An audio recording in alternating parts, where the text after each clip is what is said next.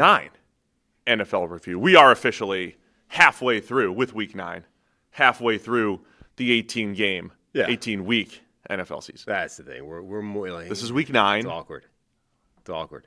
18 weeks is clean though. But half the teams haven't, maybe not the games. Maybe not the games. Yeah. But we're about there. It's flying by. Always flies by. Before you know, we'll be talking full on free agency and draft. But we got a big week here in Week 9. It's going to be better than last week. Oh, okay. Which just had a bunch of blowouts. Cool. Including the annual game of the year. I always like when Chiefs Bills falls in the middle. I like when the big games are in the middle. Yeah. Not or toward the end. Not at the beginning of the season. The very beginning is rough because weird results in the first couple of weeks. Plus, you don't really know who the teams are yet. Like we didn't know the Colts were a wagon in week 2, right? Now it's more interesting. Yeah. So, yeah. And then on the other hand, you have teams that are depleted with injuries. So who knows? Maybe it's better. That's true. Maybe it's better at the top when you have Bills Ravens before they're beat up. But anyway, we're going to get to all of it. First though, we get to update how good you are at picking games and how bad. I'm my not. Son yeah. I mean, are. I'm fine. It's like it's all relative, We have a change at the top. Anyone that's been paying attention to the Survivor and the Pick'em leagues that we've got going on through the Discord in a sleeper app, 500 people each, fans of the show playing along. The Pick'em league has been under an iron fist of a guy called Sam C 2001 for the last 2 or 3 weeks. He's been way out in front, all ahead of himself. He seemed to make a very relatable error last week. It looks like all he remembered to do was to set his Thursday night football pick, and then he forgot about the Sunday slate.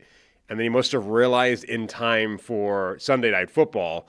And so all he entered last week was Thursday night football, Sunday night football, and Monday night football. Now, he went 3-0 on those 3 picks, but still forgetting most of the week was enough. He's that good. He's just that good, huh? Forgetting most of the week was enough to let him fall off the top spot. Only to second, though. So we have a new leader, a guy called Golfaholic, up at 75. But Sam C. 2001 is still second with 73, I believe. I have 67, which ties me for 32nd. Harry, 57. I forget what that tied him for, but further down. And you have 54 picks. How many do you have again? I have 54. You have how many? 67. Oh, I'm way behind. So you are almost 20. You are more than 20 full picks behind the lead, and you're almost 20 full picks behind the guy that forgot most of a week. So that's rough. I'm reminded of the Family Guy spoof on Tim McCarver, former baseball announcer. Yeah. That's as bad as the Yankees were in the first half of the game. That's how as bad as they've been now, is the way he said it. So I just need to flip that. I think you're more like the Family Guy thing where he goes in and he says, I want to make a bet. The guy goes, do you want to pick a team? He's like, nah, just take it. That's what your picks are like. It's better. And in the Survivor pool, I believe you crapped out this week. Yeah, I took Atlanta last week. Is Harry alive? Did he? No, he went out early.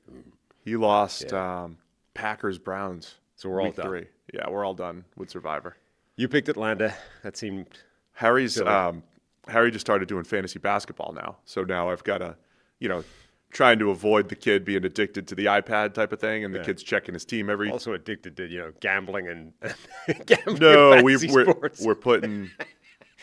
We're not putting money on it. We're just rooting for players. Rooting for players. We're all out. You, me, and Harry are all done with Survivor. Yeah. 62 people remain, though. 62 people are left. Well, appreciate everybody in the Discord channel playing and having some fun with our pick'em, even though it doesn't really matter. It doesn't matter at all. No. Well, it just means pure luck. The big thing about the Survivor thing is it means that none of the 3 of us are going to be the guy that gets to – we can't survive the, win our own competition, so we don't have to send merch anywhere. Oh, yeah. Somebody is definitely getting merch. Somebody's getting not merch. Us. And shout out to Mohal for also pointing out that I picked the Dodgers in 6, which is impossible. Yeah. They're down 3-2. Heading back to Toronto in the World Series. I can't even pick baseball. Got it. But I'm hoping for a Game 7. Hoping for a Game 7 Saturday night. Would you watch a Game 7? God, no. No. A Game 7? No. Where everything matters? I might watch the last inning of a Game 7.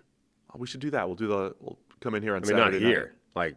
Like, I might put it on the TV. Baseball watch along. I'm not watching hours and hours of baseball again. I've done it once, twice actually. I'm not doing it again. All right, you ready to get into the football? Sure. Is there anything else to touch on at the top? When do we want to do give Pony some credit up top? Might as well. I was going to wait for the Pittsburgh game. It's not really. I mean, is it a Steelers-related thing? It's more of a Pony paying up his bet. Yeah, let's do it. Pony, Andrew Filipponi. Yeah. Pittsburgh radio. Anyone that remembered the watch-along a couple of weeks ago where the Steelers played the Bengals and were expected to win handily, Pony was so confident in that victory that he tweeted out that if they didn't win the game, not even if they lost, if they didn't win, he would get his nipples pierced. And then obviously Joe Flacco rocked up, went ape with Jamar Chase. They won the game, and so Pony was left in an unfortunate situation. I would suggest that when the Bengals go to Pittsburgh in a few weeks, you get Joe Flacco to sign him or something. Sign his nipples. Yeah. Yeah. Or in and around the nipples. Get Joe Flacco to throw a signature in there. But yeah, Pony did it, man. He actually did it. He went and got his nipples pierced, both of them. And he turned it into something good as well. They raised $12,000 for breast cancer awareness. So they turned it into something. I think Pat Fryermuth showed up. So I thought it was cool because did he do it without the anesthetic? I never quite. That was part of his thing. I don't know. Because that sounds rough. Yeah, I mean, the whole thing doesn't sound that pleasant, but without any pain numbing, I don't know. That's where he went. I don't know what's involved usually with piercing the nipples, but it doesn't sound fun. Yeah, if you're not using all the tools at your disposal, I would say that's, aggressive. It's aggressive. It's aggressive. But, shout out to him. Turn it into something good. Anyway, if you're eating or whatever now, you might want to, put the sandwich down, but here's the picture of Pony's nipples, both of them pierced. Good job. My favorite part about that picture is the guy behind him, like, extremely excited, leaning over his shoulder. Oh, yeah. But anyway, fair play to Pony. It was good. They turned it into something good. And look, sports are fun. Like double fair play. I mean, raising $12,500 or whatever it is, that's pretty impressive. Yeah. So wanted to give that shout out. And glad you're right. Glad we did it at the top for Pony. I'll be on with those guys later today, God willing. We'll see. See if they usually text me during the show. Can you do the show today? So if you see me on my phone, that's those guys. Pony. All right, you ready? Yep. Week 9. It all starts tonight, Thursday night. Baltimore Ravens at the Miami Dolphins. Ravens favored by 7.5. Just a couple 2-win teams here on Thursday night football. 2-5 Ravens and the 2-6 Dolphins coming off their best game of the season, a road win against the Falcons. Yeah.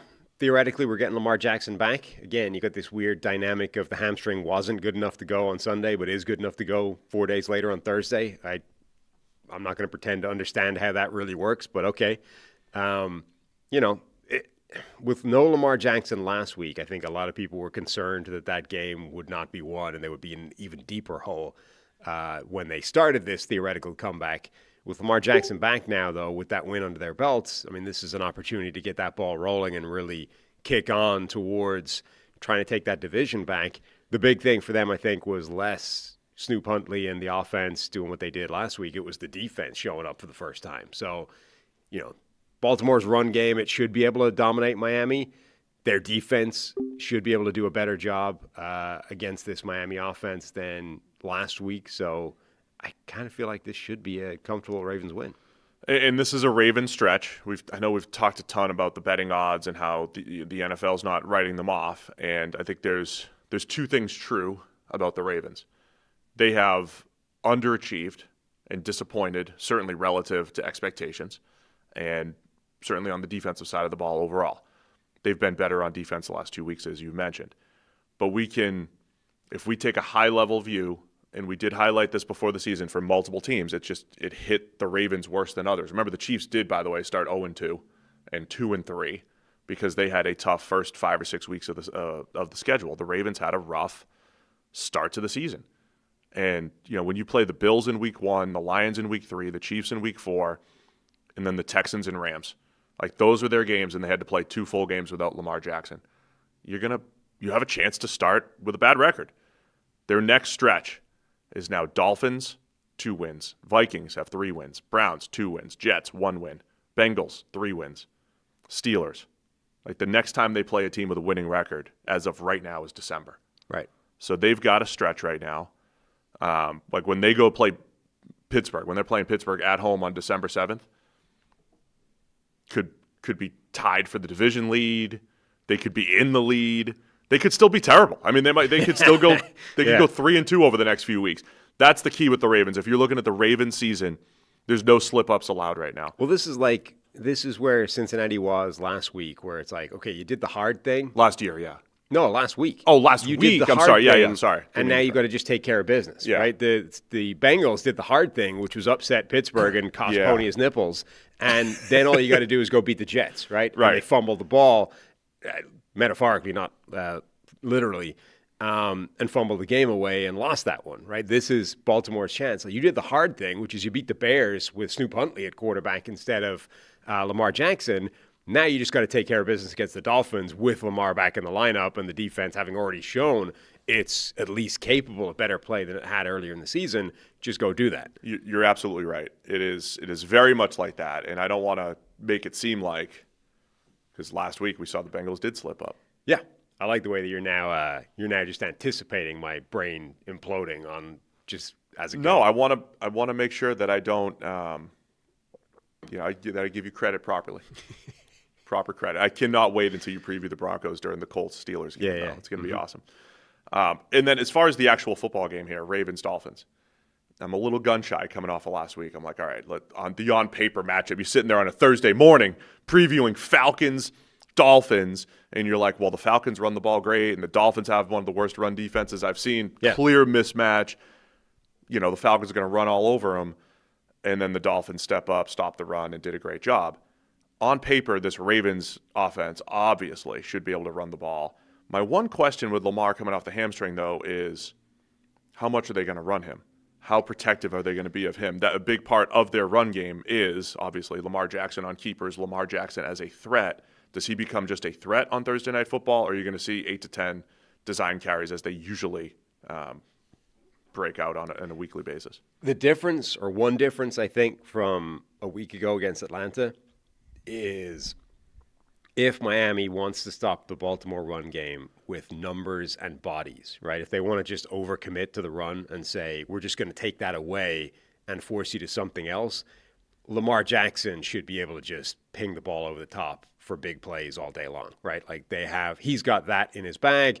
The Ravens receivers are good enough to take advantage of that as well. And Miami has a pretty awful looking secondary. Yeah. So if that's the strategy, we're just going to put 8 guys in the box at all times, we're going to win up front and dominate and take away this run game, I would expect the Baltimore pass game to pretty much cook in a way that I don't know that Kirk Cousins is really capable of anymore, certainly not without Drake London in the lineup.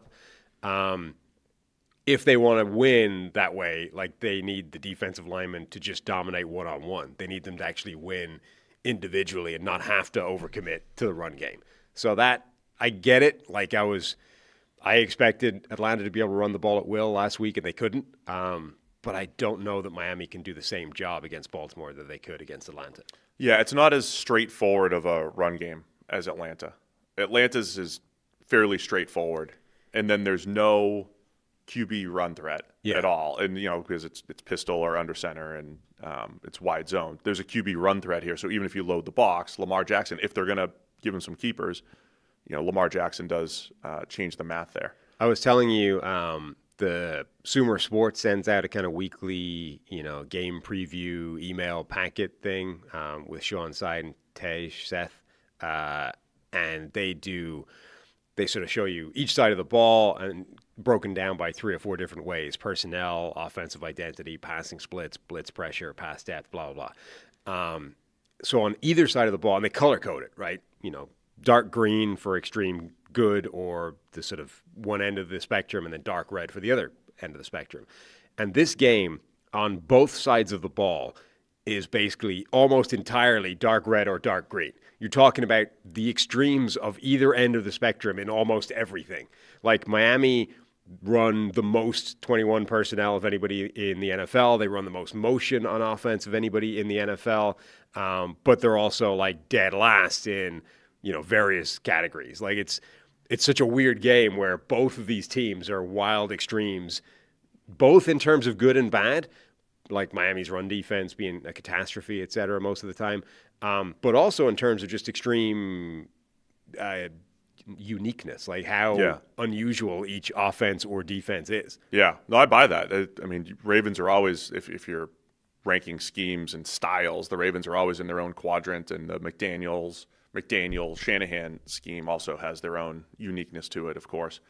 One last thing on Baltimore in particular, Lamar Jackson coming back.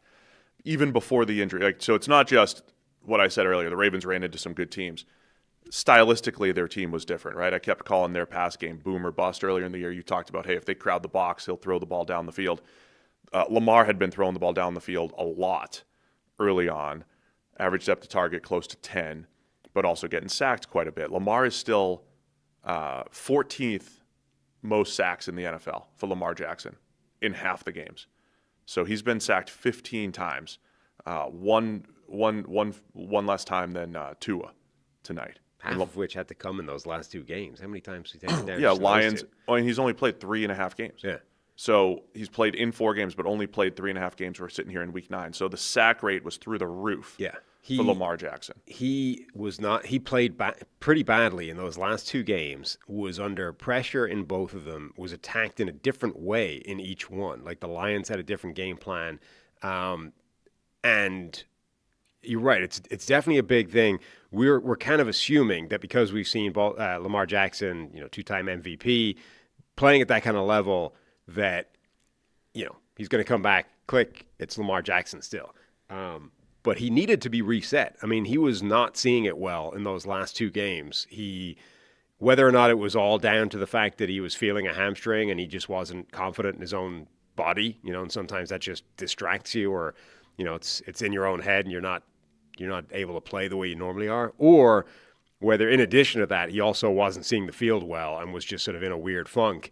Either way, he needed some kind of hard reset, and I think we've just been assuming that a couple of weeks shut down with the hamstring injury will do that, but it needs to. I mean, if he comes back playing the way he was, they're still in trouble. Like, he's still talented. He's still capable of making plays, but he was not in a good place as a quarterback at the time he was shut down.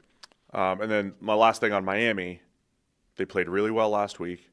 I know nothing's felt good about Miami all season, but it's still the NFL. It's still competitive. Right? Last time we saw them on Thursday Night Football, by the way, they're playing 2 Thursday Night Football games in the first 9 weeks of the season. Kind of a weird scheduling quirk here. They played, was it week 3? They played Buffalo. Is that right? That was Thursday night this year, right? Yeah. Yeah. Anyway, remember they were pretty competitive with Buffalo until there was a late turnover, and I think Bills ended up winning by 2 scores. Late doesn't mean this can't be competitive. If Miami does also feel like any given week, those edge rushers could step up and make some big plays, and like they're underachieving, but not completely devoid of talent on Miami. So it could still be a good competitive game here. I just don't like the matchups for the Dolphins if the Ravens play to their capabilities here. So Thursday night, it's in Miami. Over under 50.5, by the way, from Fanduel. Where are you going to go with this one? I'm going with the Ravens to win and cover. I am too. I think we agree on a bunch. We agree on all the early games that we're going to talk about. I was very, very worried for a while because I think we went 5 straight with the same picks, but then we deviated a reasonable amount towards the end. Week. Harry and I will also both take Baltimore here, so we're all in agreement here on the Thursday night game. Let's go Monday Night Football. Little NFC East matchup. Arizona Cardinals and the Dallas Cowboys. NFC East from years ago. The Disappointment Bowl. Oh, boy. Cardinals at 2-5, Cowboys at 3-4-1. This is the Monday night game. Dallas favored by 2.5 here. Over under 53.5 because Dallas has a good offense, can't stop anybody, so it's a big number. Are we getting Kyler Murray back this week, or are we just going to roll with Jacoby forever? Is there another video game coming up? Sorry, I can't do that. Wow. Can't do that. What? The jokes were flowing the week they had a big release, and then they're coming off a bye. That feels like one of those jokes that's done now. It was funny for a while, and now it's like I apologize. It was bad. You're right. Anymore. You're right. Shouldn't say it. Arizona, weird season for them. I mean, 5 straight losses, point differentials minuscule. So it's been all those 1-score losses pretty much. So I still think they're good, like a good competitive team. Just disappointing because this was supposed to be the year. Jonathan Gannon and crew had more talent, had some defensive talent, and I think they've played better week in, week out, right? I mean, they were plays away from beating the Colts, the juggernaut Colts, with Jacoby Brissett, with a backup QB, with no wide receiver 1, with no running back 1. So it's like it's disappointing in record, but I think they're just on the bad end of luck a little bit this year. Yeah, they're definitely not as bad as their record, I think. They've at least shown that they're competitive and feisty in most of these games. I think I was just reading a thing trying to find out about Kyler Murray, and it's like former Cardinals quarterback Kurt Warner is a supporter of Jacoby Brissett. And like, can you imagine a more perfect Kurt Warner dynamic than Jacoby, statue that wants to stay in the pocket versus Kyler Murray, skittish quarterback that doesn't like being in the pocket? Like, if ever there was a 50-50 tailor-made for Kurt Warner to come in one direction, of course Kurt Warner loves Jacoby Brissett in that dynamic. My quick aside, I feel like we pick on the player analysts a lot. Even when I was playing baseball or whatever, I was because I was a pitching coach for a while. I was very, I think, self-aware that I did not want to work with other pitchers and tell them, here's what I do as a unique 6'10" pitcher. Like, you don't have to do exactly as I do. I was overly self-aware about that stuff. And I think from an analysis perspective, players need to be very aware that it can't be just as simple, like, here's how I did it. Here's what I'm familiar with. You should do it that way as well. Or only like the players who do it like I love Brock Purdy because he, hits his third read like I did. It's funny. I just think it's funny. I'm not necessarily criticizing it. Like, number one, Kurt Warner is aware that he thinks that way. Like, this is He is. He's at least said it. Yeah, this is not a case of a guy who has these inbuilt biases and has no earthly idea that they exist. And every week it's just like, I think this. And you're like, well, of course you do. Kurt Warner at least knows that he believes that the game should be played this way, and that's the type of player he gravitates towards and says it out loud. So that the fact that he's self-aware means I think you can, reference it and kind of poke fun at it a bit. Number two, we all have them. Like, everyone has their inbuilt biases. Like, you like your speedy, fast, useless wide receivers. What do you mean useless? You like John Ross, right? Like, everybody likes everyone has their own quirk of players that you like, even though there's no logical sense to it. You have those. I've got them as well. Like, everyone has them. So the fact that we bring up, Kurt Warner loving every statue like pocket passer, and Dano loving every quarterback that has tools that are greater than his, those types of things, right? We all have them as well. It is true. I'm not saying they're idiots because they think this way and we don't have anything like that. Like, everyone has their biases. Yeah, it's all just fun. I would love to have that conversation with Kurt on the show, though, and be like, how do you evaluate Lamar Jackson or some of these quarterbacks who come from they're a big part of the design running game, or say like a Jaden Daniels who scrambles a ton, or a Josh Allen who scrambles a ton but also has to work within structure, and how you appreciate those guys. Just to review Arizona's games really quick, by the way. Beat the Saints by 7. Beat the Panthers by 5. Remember, they had a big lead in that game and almost blew it. Every game's been a one-score game for Arizona this year. Mm-hmm. So they lost to the Niners by 1. Seahawks by 3 on that Thursday night game.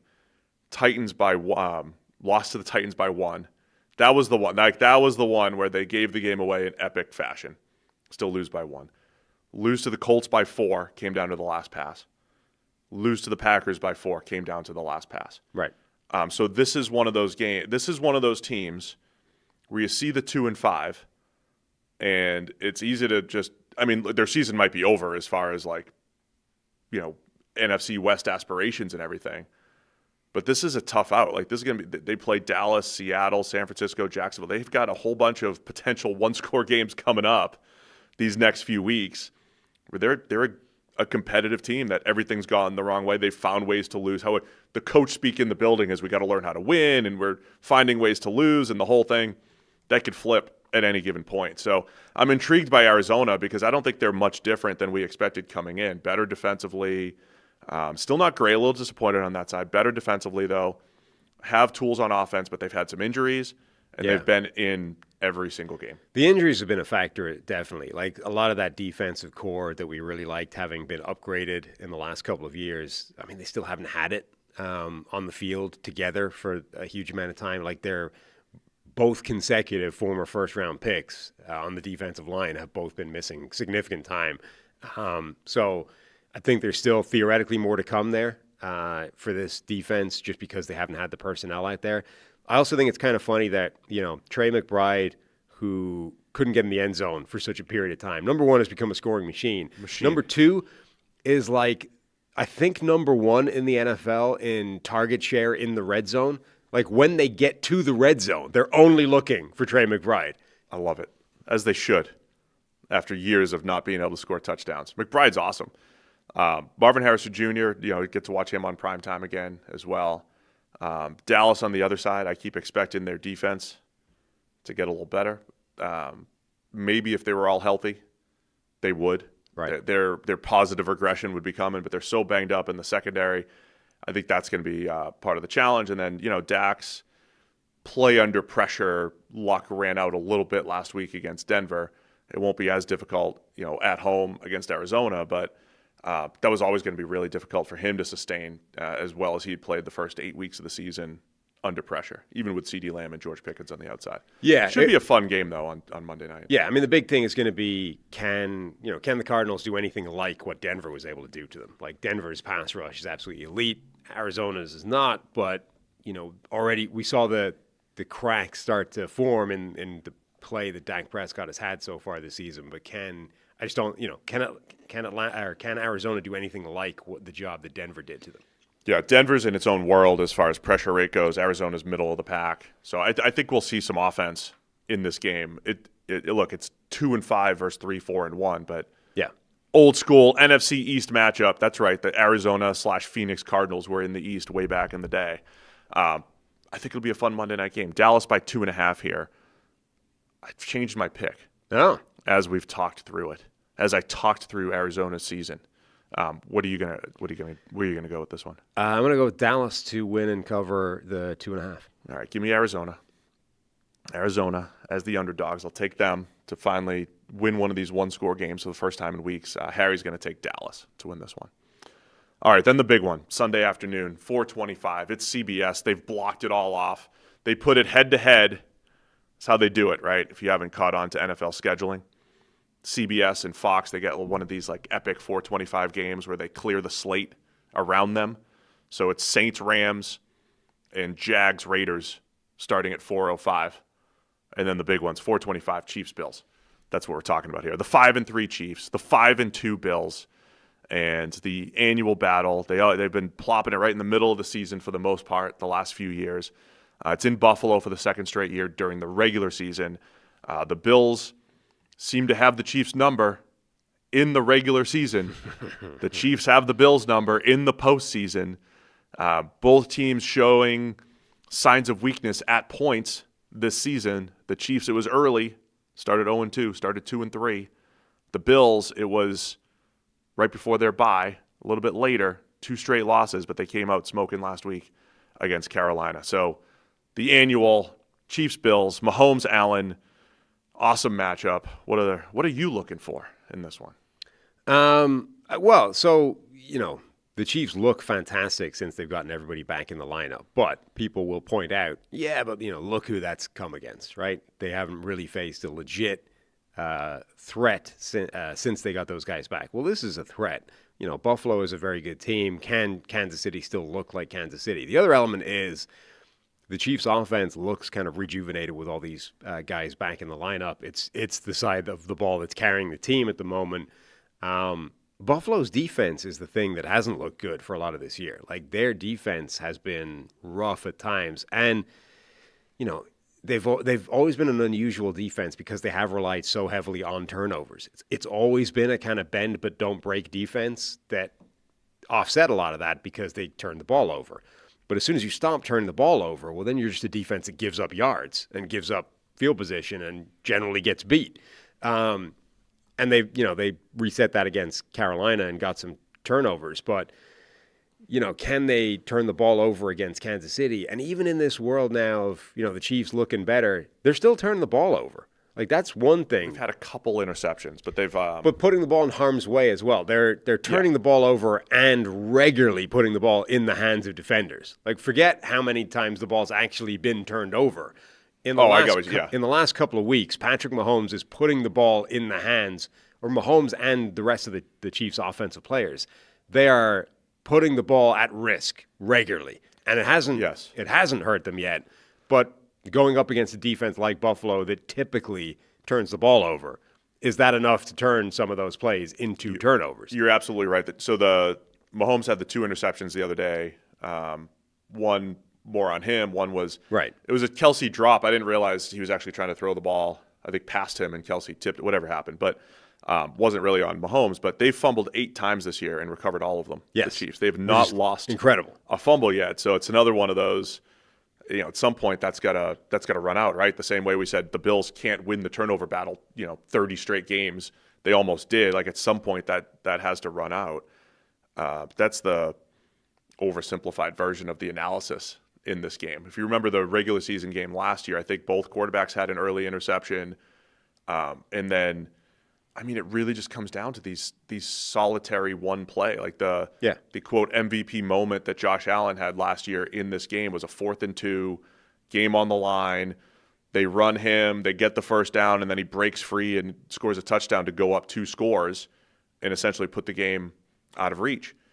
And then you get into the AFC Championship game, and they've got a similar situation, except it's a QB sneak. It's in their own territory. Allen goes forward, and then they get stopped. They review it. It's so close. And that whole thing brought the Chiefs back into the game. It really is going to come down to tip of the ball, a fumble that, who recovers a fumble. So where do the turnovers go? And then those 4th downs. And by the way, scary thing for the league, Andy Reid, if you look at, say, Ben Baldwin's when should they go for it, how aggressive are teams on 4th down charts, Andy Reid was generally like a middle of the pack, pretty conservative type of guy, to the point where you're watching the game, you're like, hey, you got Mahomes, maybe you should go for it on 4th and 2 at midfield a few years back. He's as aggressive. He's at the high end of aggression this year. They're not trusting Harrison Butker on 45-yard field goals. Missed a bunch of kicks. Yeah, like they're just saying, yeah, we're going to go for it on 4th and 2, and they've been very successful on that. Like, the only real one that maybe came back, I think they got stopped against Detroit early on, but then they made their own 4th down stop. Didn't really matter. So, in addition to Kansas City getting their offense going, and it's like, hey, good luck covering Travis Kelce, who's been uber efficient. Good luck with Xavier Worthy's speed and Rashee Rice and his yak ability since coming back. They're also 4-down territory now. And so I think this game, when we wake up Monday morning, we talk about this game, we're going to say this 4th down call, this big turnover, like, these are the plays that determine the game. Yeah, any game where it's supposed to be as close as this is going to come down to those types of massive high-leverage plays. And, yeah, the Chiefs being more aggressive on 4th down this year, I think, is very good for them. You've got one of the best quarterbacks in NFL history.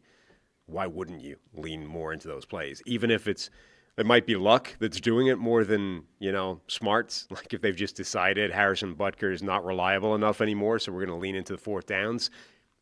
Whatever, you got to the right result by the wrong process, but it doesn't matter. You got to the right result. And then for the Bills, Josh Allen is a 4th down cheat code just because of the type of player he is. So, yeah, both these teams being aggressive on 4th down, I think, could be important. And then whether or not the Chiefs do put the ball in harm's way again, and whether the Bills can capitalize on that side of the ball. So the other interesting matchups in this one are just storylines and everything. Of course, Josh Allen going up against Spags. So the last time we saw these teams, the Bills are making their last-ditch effort. They've got their own 4th down, and the Chiefs pull out a blitz that the Bills don't block at all, and probably haven't. It looked like they hadn't seen it. Allen still survives enough to chuck it up in the vicinity of Dalton Kincaid, who makes a diving attempt, and he dropped it technically, but it was like, man, I thought it was a difficult play. You said you would have made it, but difficult play to end the game and send the Chiefs to the Super Bowl. So you've got that element as well. 4th down on both sides, man, and what Spags is going to do. And I remember midseason last year remember what we were thinking about the Bills' team-building effort last year, where we said they've essentially built this team out of slot receivers and mismatch type of tight ends to create yards after the catch, and that's what they have. And I'd still like to see a guy on the outside that could win one-on-one. And they haven't really had that. Josh Palmer, maybe, when he's healthy. Haven't really had that.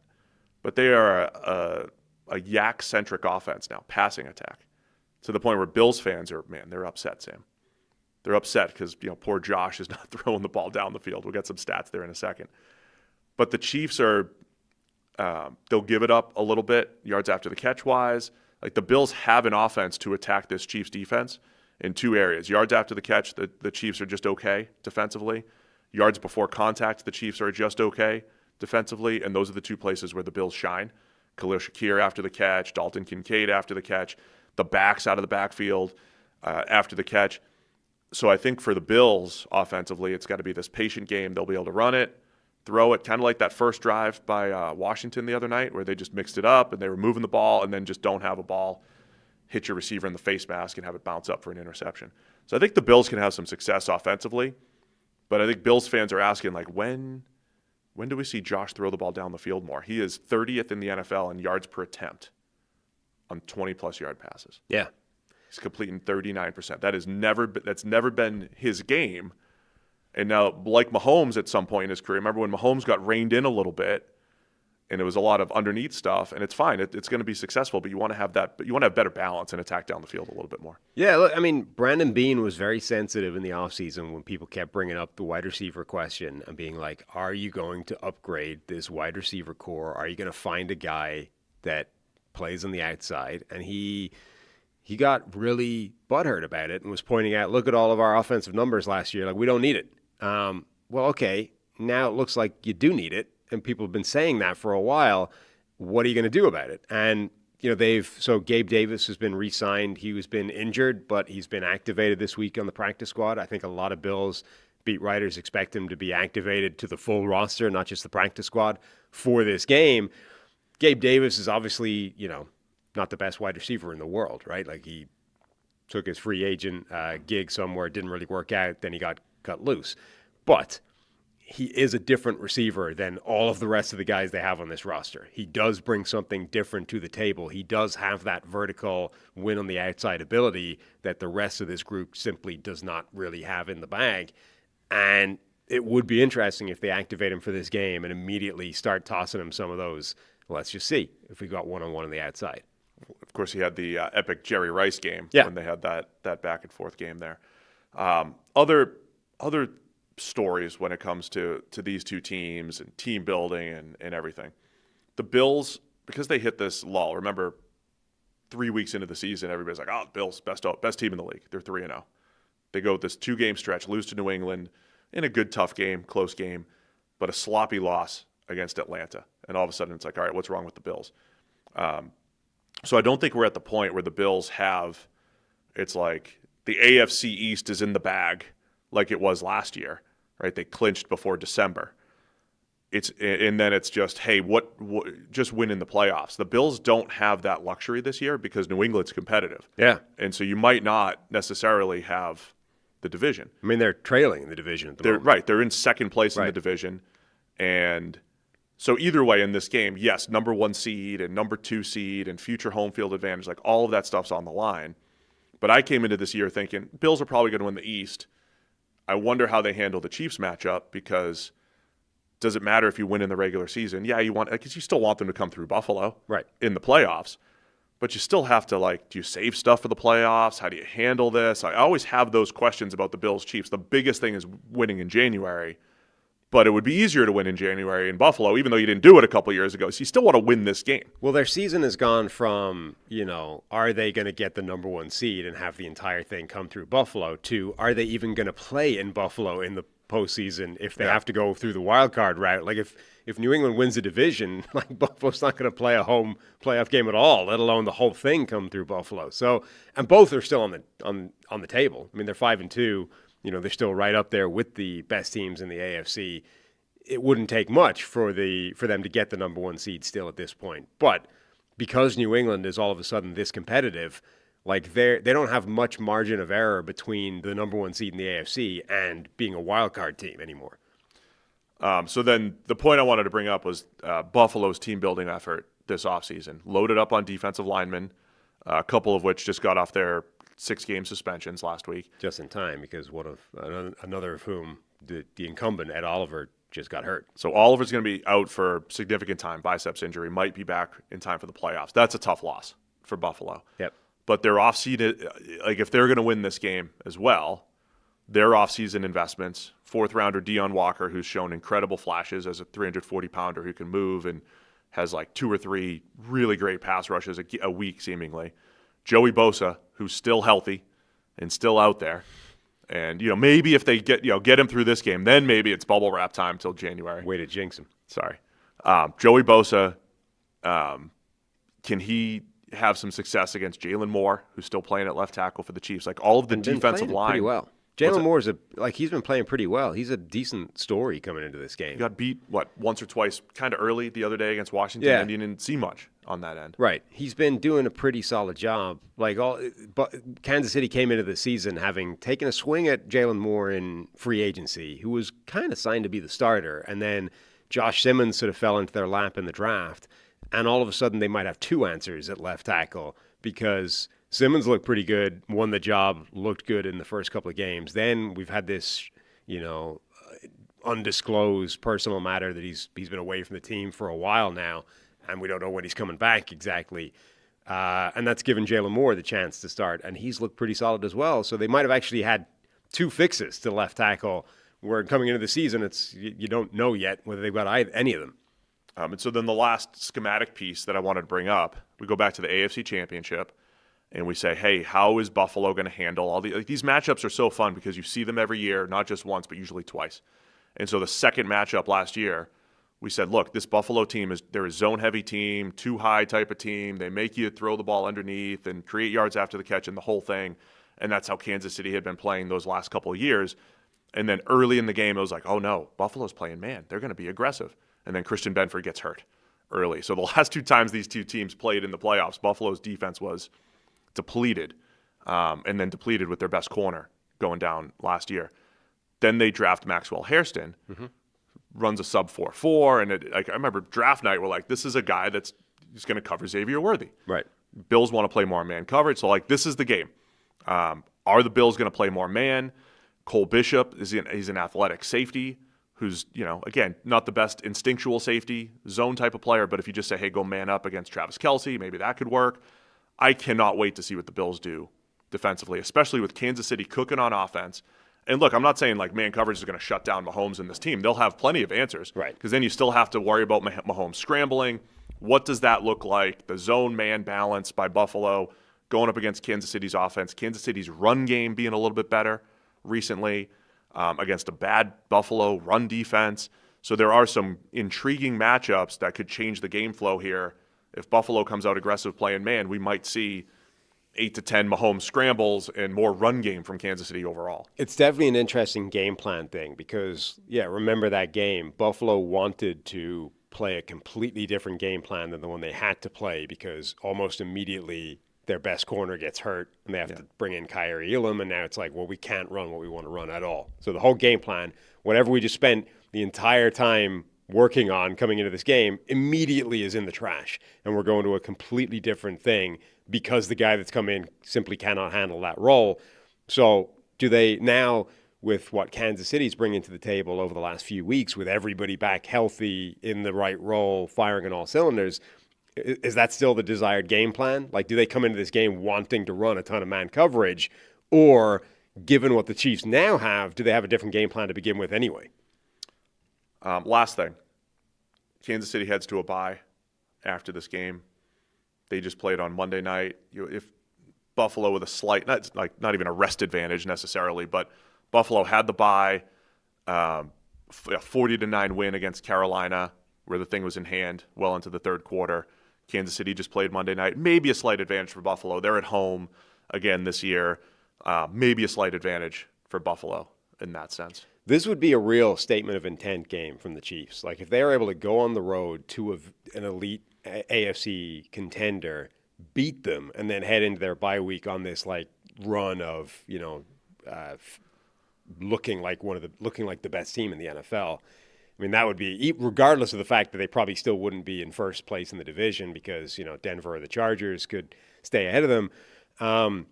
But you would feel like the Chiefs would feel really good at that point. Absolutely. We have just knocked off one of the best teams in the league on the road. Now we head into our bye on this run of wins, looking like an elite football team again. We're feeling great about ourselves. And by the way, the Chiefs offense is cooking. It's the opposite of last year. Yeah, they flipped. They're 5-3 with this incredible point differential. Defense has actually given up some stuff, but the offense is looking like the best it's looked since they had Tyreek Hill and prime Kelsey and all that. Well, I'm saying the defense held Detroit to 17 a couple weeks ago, and they've given up 7 points in the last 2 weeks. Right. Against a bad offense by the Raiders, and then backup QB in Washington, but still very impressive. So Kansas City's defense, like they're cooking on both sides of the ball right now, whereas Buffalo, it's like we don't have the deep ball, and the defense is showing some signs of weakness. And if we don't win the turnover battle, so vibes have shifted. Whereas last year at this time, Kansas City was sneaking through all their games, didn't feel great, but they just found a way to win, and Buffalo was more dominant. I don't think it matters necessarily, but you're right. Like if the Chiefs win, go into their bye, it's gonna be like who's stopping this juggernaut? They're back. Right. But if the Bills win, you're saying, well, the last time the Chiefs beat a good, healthy team, when was that? Yeah, in their they're having maybe the Lions. Equally, if Buffalo wins in terms of a statement, it would be the 2 losses were just a blip, right? Yeah. Like we looked like the best team in the NFL for the first few weeks, and we had 2 relatively weird defeats. One of which to New England, another team that looks very good. And then we said it right? We stomped Carolina and then beat the Chiefs at home.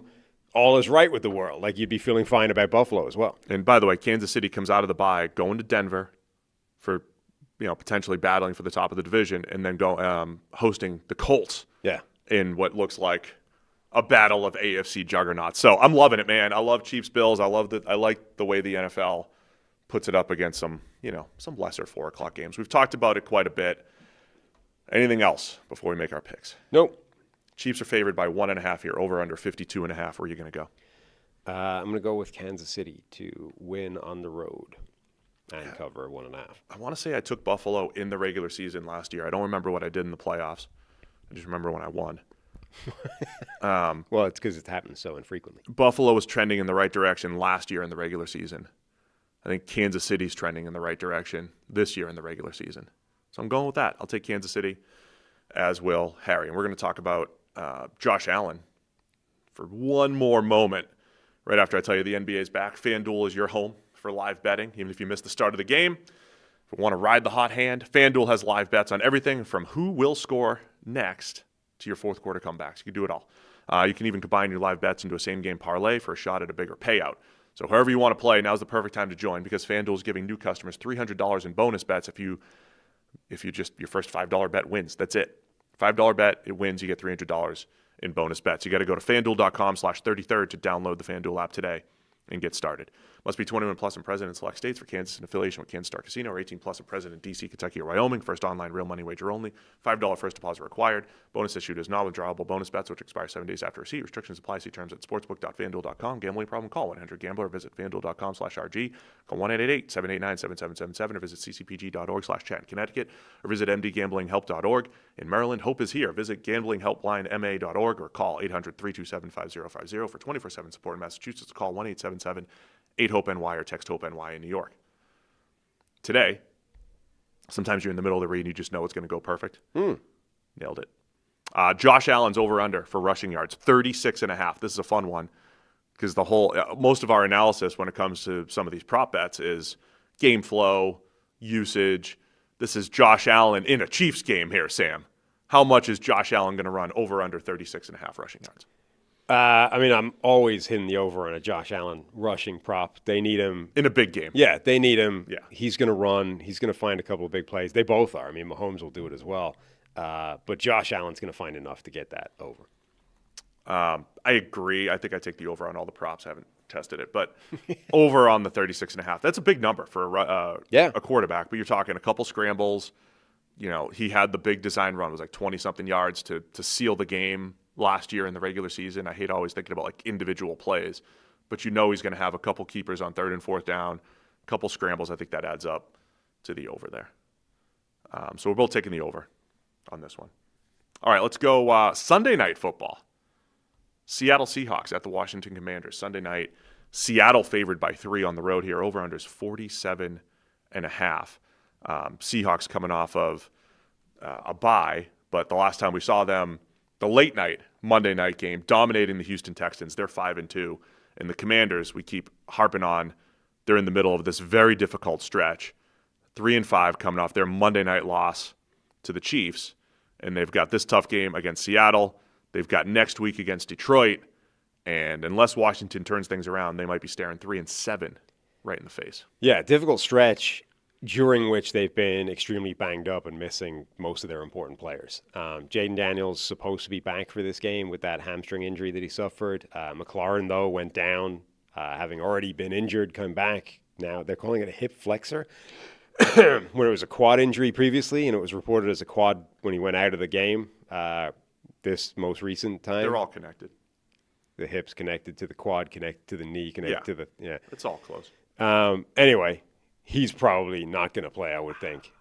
So you're getting your quarterback back. That's huge. You're still without Terry McLaurin, who's a really important player for them. So, yeah, I mean, it's good getting Jaden Daniels back in the lineup, but it would be nice to see the entire Washington offense healthy for once.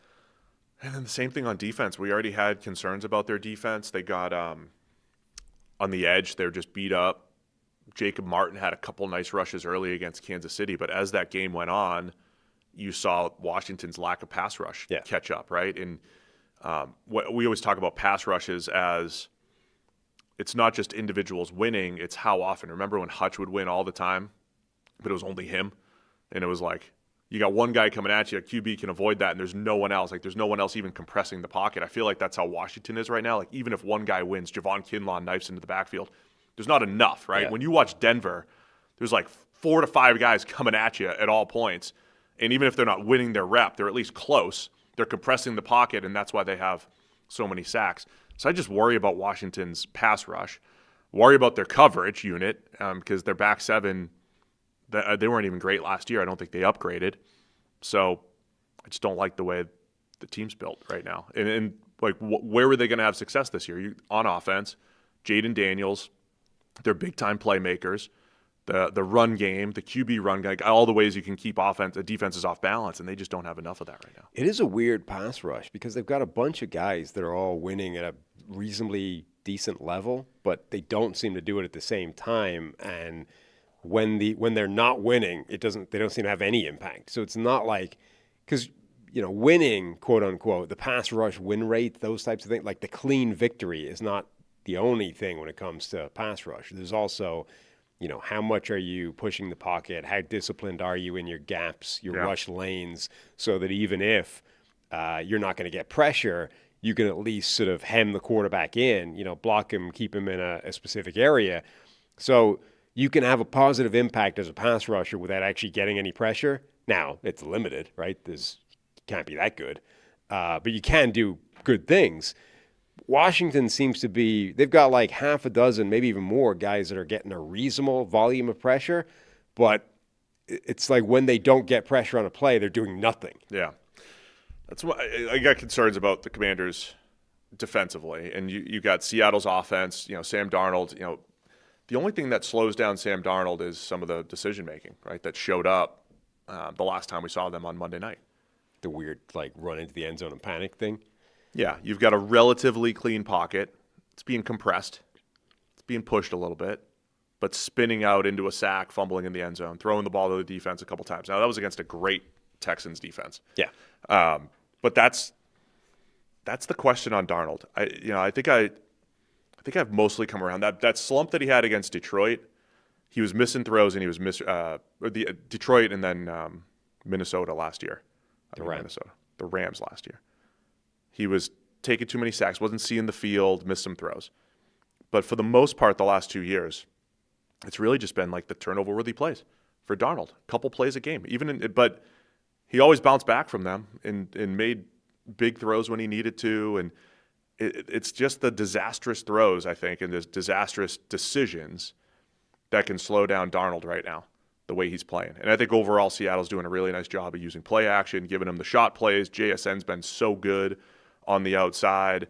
And then they're spreading the ball around with the other complementary playmakers, Cooper Kupp, the tight ends, and the whole deal. So I love the way Seattle's playing offensively, and their defense is fierce, man. Like, they've got this combination of pass rush and feisty coverage defenders playing press, just making throws tight window and difficult. So I think Washington could have some success there with their no huddle, getting into the right play. Cliff Kingsbury's offenses do a nice job of winning the box count and creating some mismatches there as far as the run game goes. But I just think Seattle's both sides of the ball, they're moving in the right direction, playing really well. Yeah, I think their offense should have real success against this Washington defense. I just don't know that they have the tools either up front or on the back end to deal with what Seattle is able to do if Darnold is playing well.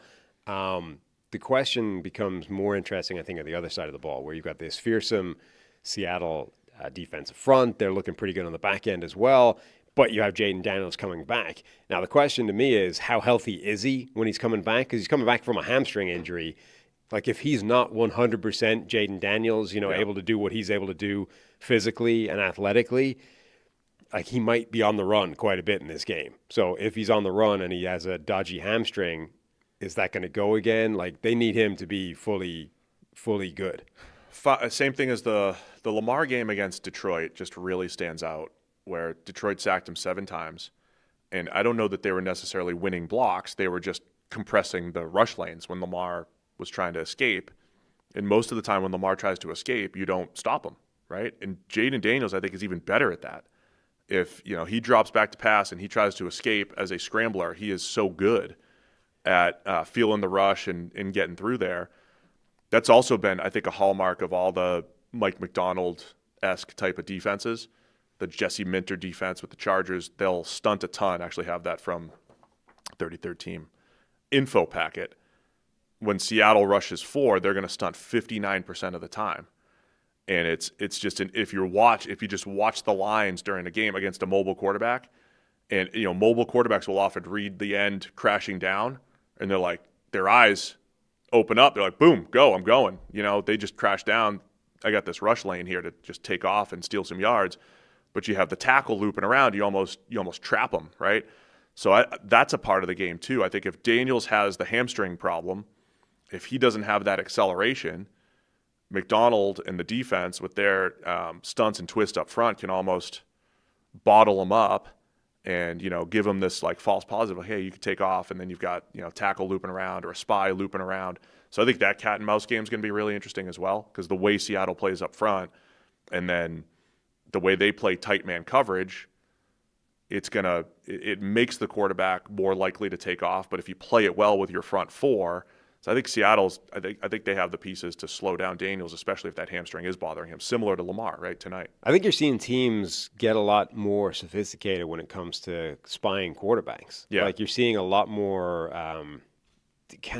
it looks very old school, like when one of the most famous quarterback spy games ever was when Seattle did it to Michael Vick, right, where they had Lofa Tatupu, just pure spying. Every single play, all Tatupu did was sit in the middle, eyes on Vick, and then the second Vick looked to break the pocket, Tatupu pounced on him, right, as the extra guy. You can't do that really anymore. The way that was basically just take a guy out of the defense and have him eyes on the quarterback and nothing else.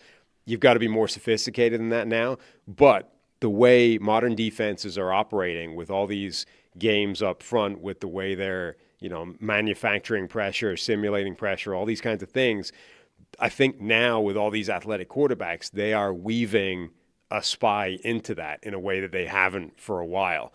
And that was one of the elements of the Detroit game against Lamar, is that Alex Anzalone in particular, had a ton of interesting kind of spy roles within that game. I think you're going to see a lot of that in this game. There are going to be a bunch of plays where Daniels thinks he's got a lane or got a window to run, and a Seattle linebacker is going to come out of nowhere and just be ready for him. Yeah, it's one of the fun cat and mouse games against mobile quarterbacks that you're seeing around the league. I think you're absolutely right. The creative ways of keeping them in the pocket with the front 4 plus a spy. And look, I think Seattle has a chance to do that really well. I like their pass rush against Washington. I like the way they play on the back end, especially if you don't have a McLaurin. Who are you fearing for Washington? And the way Seattle's been playing defense, I think it's going to be tough. I'll say it right now. I think Seattle's future comes down to Darnold turning the ball over. Oversimplified.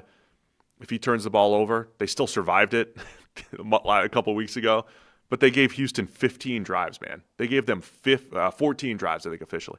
14 drives, and that defense still held on for Seattle. And that was the first time he'd really done that. And that was the first time. But I'm just saying, his turnover-worthy play rate had been like insanely good. He's been outstanding this year. I'm just saying, if he has, like any quarterback, if he has those implosions, I'm just saying we've seen some of that from Darnold, even when he's been playing well. As long as he keeps taking care of the ball, he's throwing pinpoint downfield passes. He has been outstanding. Just don't have that implosion, and Seattle's going to be really tough to beat. Even with the awful end zone fumble thing, I don't think that game was in the category of the Lions-Rams games from last year. No, I agree. Like the difference between those two games felt like the seeing go Sam Darnold, where he literally, in that game against the Patriots way back when, I mean, he went to the sideline and made that line. He's seeing ghosts. Like, he had no idea what he was looking at. Like, he had just lost. He had completely lost control of what he was seeing on the field. And so at that point, he's basically saying, I shouldn't be out there, right? For all intents and purposes, that was the point he was making. And that was the same against Detroit and against the Rams.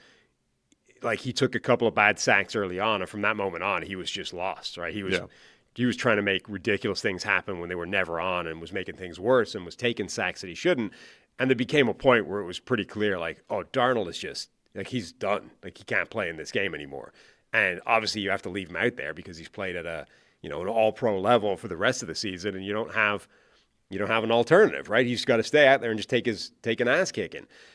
The game against Houston wasn't that. He had a really bad play, like a meltdown play, but he didn't melt down in the game overall, even though the Houston defense is really good. So I don't think he's done that yet since those two games. One last stat, we'll make our picks. Darnold is 20-plus yard throws, 17 of 25 for 609. Number one in the NFL in yards per attempt at 24.4, just ahead of Drake May, and number two in total yards. The downfield passing from Darnold. And it's just, like I've said a lot, it's an old school Shanahan-Kubiak type of offense. Low volume, explosive plays. They're setting up play action. And when he has the opportunities, he's hitting them. And JSN, smooth route running, creating separation, catching the ball, looking great out there. I don't think Washington has anybody that can cover him. All right, man. Sunday Night Football should be fun. Seahawks by 3. Where are you going to go? I'm going to go with the Seahawks to win and cover.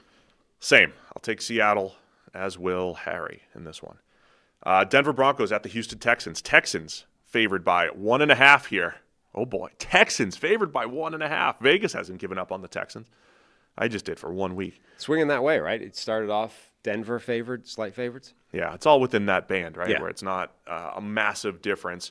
But Houston favored by 1.5 here. They're just 3-4. Denver is 6-2. It is still a really good matchup, though, in the AFC. And and we're at this point where Houston can't slip up all that much right now. Yeah.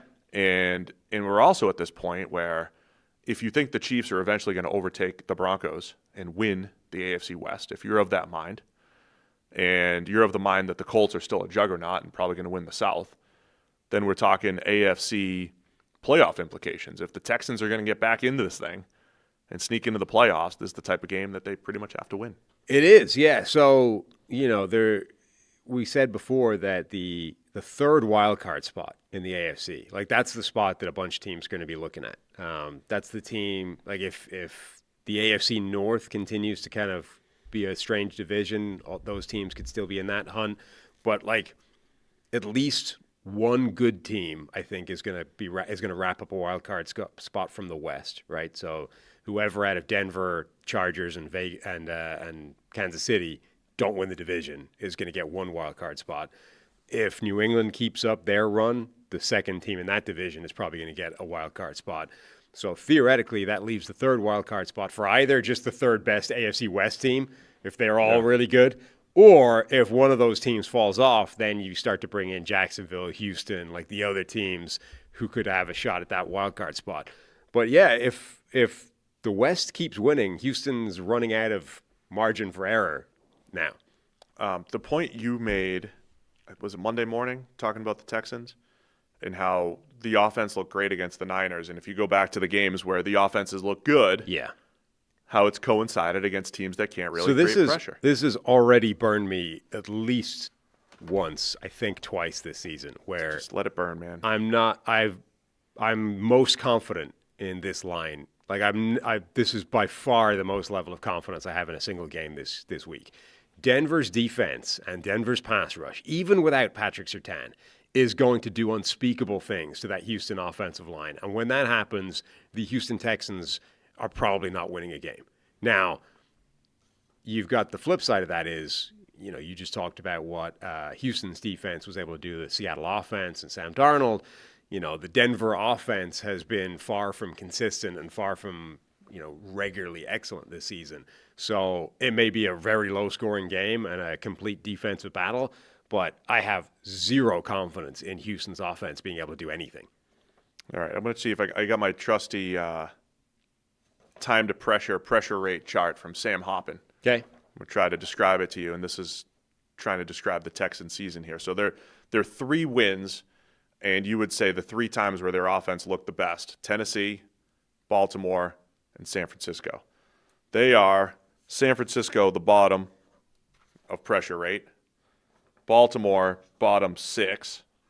Tennessee, bottom 8. They're all at the, you can't even see it. A professional, the very bottom. Professional show might have, prepped this and had a graphic ready to roll. No, I'm just doing this on. It's better on the fly. Pen. It's and a better piece of on the paper. fly. These 3, they're all at the bottom. That doesn't show. Yeah, I would have gone into Microsoft Paint and circled these teams. Now, the teams that gave them problems: Tampa Bay, Los Angeles. We're talking Rams are top 5, Bucks are top 2. This is all what from NFL Pro. Their pressure percentages. Jacksonville's kind of on the low end, actually, and they still lost that game. But the teams and then Seattle's pretty high. They're in the top. So the 3 teams that gave them a ton of problems: Bucks, Rams, Seahawks, all top 5, top 6. Denver is in their own world of number 1 best pass rush in the NFL. Pressure rate, right? So the oversimplification of the Texans' offense in their season, when they face teams that get a lot of pressure, they've struggled. When they've faced teams that have not gotten pressure, and not just don't rush the passer, they've been good. In those 4 defeats, they are averaging like 15 points on offense. Yeah. Like they don't just struggle relatively. They get basically shut down. I mean, the Rams, they scored 9 points, Jacksonville 10, and then 19 for Tampa Bay and Seattle. Like, this is likely to be a Rams-type performance where if the Texans' offense gets into double digits, they've probably achieved something in this game. It is at home. Yep. That helps a little bit. Sure. Right? So you don't have the crowd issues and everything. That should help at least against the pass rush. The whole snap count thing, the way Nick Bonito and Jonathan Cooper jumped the snap, that's maybe a little bit better at home, but it's also quieter, so you can hear it. But so you gotta mess with the snap count here. It's an interesting matchup. It's an interesting battle here. And then but you got to be honest about the other side here, Sam. You can't be that confident in the game because Bo Nix and the Broncos on the other side. Nix is hot right now. Look great, but you have similar questions about him going up against a depleted Cowboys defense last week. Looked great. He had 1 good quarter against the Giants. He had 1 okay quarter against the Jets. It took him till the 4th quarter against the Eagles. They put together 1 good game offensively in a month. Yeah, and it was last week against a bunch of backups in Dallas. Now you're going up against the Texans defense, which, by the way, is as good as Denver. Maybe better. They're 2 of the best in the league. If you want to rank them, they're 2 of the best with their pass rush and their corners and what they have. So that's why the over-under is like 10, right? So 39.5. It's not a similar question, though, because the difference is Denver has very good pass protection. They do. That matchup's struggle. Great. They will struggle more than they'll obviously struggle more against Houston's defense than they did against Dallas's defense because Dallas's defense is ass and Houston's defense is good, right? So it's going to be harder this week, but what won't change to that degree is that Bo Nix will still have good pass protection, right? They will be tested more, but it's not like you're going to run into a game where suddenly Bo Nix is running for his life every single play. They're just getting wrecked. He's being swarmed, and it's a different thing than C.J. Stroud is going to be dealing with. C.J. Stroud in this game is likely to be under pressure. Half of his dropbacks, spend most of his time running for his life, not be able to settle in the pocket for any period of time, and might start playing worse because he's expecting pressure every play now. That shouldn't happen to Bo Nix. So as much as, he might struggle more, they're going to have a tougher time, et cetera, et cetera. It's a different problem. Like, it's a problem where he can still at least play well because he's not going to be under pressure like 50% of the time. Broncos are number one. I think it's ESPN's pressure rate, offensive line, pressure rate from the offensive line. They're number one there. Number one in ESPN's pass rush win rate. Number one in PFF's pass blocking grade. So, like you have multiple sources. Sometimes they don't agree. Usually when they agree, though, you're landing on a pretty good spot. Denver's pass blocking is among the best in the league so far this year. Yeah, Ben Baldwin's composite thing where he throws those three things together, PFF, SIS, and ESPN, they're all 100. I assume these are like percentiles or whatever. Yeah, those are percentiles, yeah. They're all 100, but so it spits out a score of 100 as the composite score. The next closest team is at 85. So they are by far and away the best pass blocking unit in the NFL this year. It really is. It is a great matchup. I love it. I think there's playoff implications. The one last thing I just want to mention about Knicks and the Broncos, a commenter yesterday on the show, because we responded to Keep Talib saying, Bo Nix, hands down, best quarterback from last year's draft class. The numbers. I just the commenter on the YouTube channel said something to the effect of, there's always some random players where nobody can have a middle ground on the player and just say he's a good player. It's kind of like the Shedeur thing. Like, Shedur's either completely unable to play in the NFL right now, or he's just should have been a first-round pick. Held back by the system. Should have been number one overall. The whole league screwing him over, right? There's no middle ground. Bo Nix has become kind of that person, because you could find stats that say this dude's off to an incredible start in his career and this and that, and then you just watch the games and it's like, man, there's some games where he's not that great. And then once you write him off, like early in the season, it's like, man, this dude's making some throws. Last week, man, he's got Pat Bryant in the back of the end zone, hits Cortland Sutton on the bang 8 in the end, for a drop touchdown. So Bo Nix is just good. Like, can he just be good? And he's going to have some good games, and he's going to have some bad games. Like, not a lot of normal conversations around Bo Nix for some reason. No, but I mean, part of that is a problem of like, what is a guy and what is he on a week-to-week basis? Yeah. I mean, that's part of the issue here, is that you're dealing with, trying to evaluate how good a player is, but then in any given week, that guy could be radically different. Like, what is Sam Darnold, right? Based off the fact that he could be non-functional for two of the most important games last season and basically an all-pro for the rest of them. Yeah, I mean, the middle-tier quarterback, which is QBs 8 through 20 in my world, they rotate, and they're sometimes good and they're sometimes bad. And everybody's always right. Everyone's always right. Everyone's always right. The Derek Carr, the Jameis Winston, the Jimmy Garoppolo's. Gosh, Bo Nix fans are going to be like, you just put them in the same conversation as him. Blah, blah, blah. I love this matchup. It's Sunday at 1, Houston by 1.5. All right. I was the biggest believer in Houston all year. Yeah. I doubted them last week against a team from the West Coast at 1 o'clock at home, and they crushed San Francisco. But this one's different, right? This will be different. I know where you're going with this. I am absolutely hammering Denver. I was taking them when they were 1.5-point favorites. I'm certainly taking them now. They're 1.5-point dogs. We should have mentioned no Patrick Surtain. Did mention it, but go ahead. You did? Sorry. I don't hear every word that you say sometimes. Listen rather than hear, but yeah. Yeah. Uh-huh. It's a big deal. It is, yeah. I mean, we talked about that we talked more about it yesterday. A lot. That, look, Patrick Surtain doesn't just affect the coverage, which will be obviously a huge difference, but he also affects the pass rush. I mean, Surtain not being there to cover as long as you need him to is going to change the impact, change what impact that front can make. So, yeah, it's a huge loss for them. I still kind of like their cornerback group, and again, the fact that they have the best pass rush in the NFL should help that loss, but it's absolutely a massive loss for them, particularly with Nico Collins should be back in the lineup for Houston, and he's an elite caliber wide receiver. All right. All that said, even without Surtain, I'll take Denver. Oh. As will Harry. All right, next one. Indianapolis Colts at the Pittsburgh Steelers. Also Sunday at 1. Colts favored by 3. Steelers with a couple straight losses here. Colts are 7-1. They're either, I'll say it every week, they're either a leverage play away from 2 losses or an A.D. Mitchell game away from being undefeated 8-0. Yeah. whichever way you want to look at it. Whichever way. Colts at the Steelers. Let me just say this up top. Monday, we came in here. I was like, ready to write off Mike Tomlin. Whole team's a 9-8 team. I hate how right this is. They disappointed on Thursday night against the Bengals. They hung tough against the Packers, but the defense just imploded. And now they're playing the 7-1 Colts. And right as you're about to write off the Steelers season, and like, they can't fall to 4-4 with the Ravens coming in hot now. They can't. That can't happen. This is the game where Mike Tomlin dusts off this incredible game plan, holds the Colts to 17.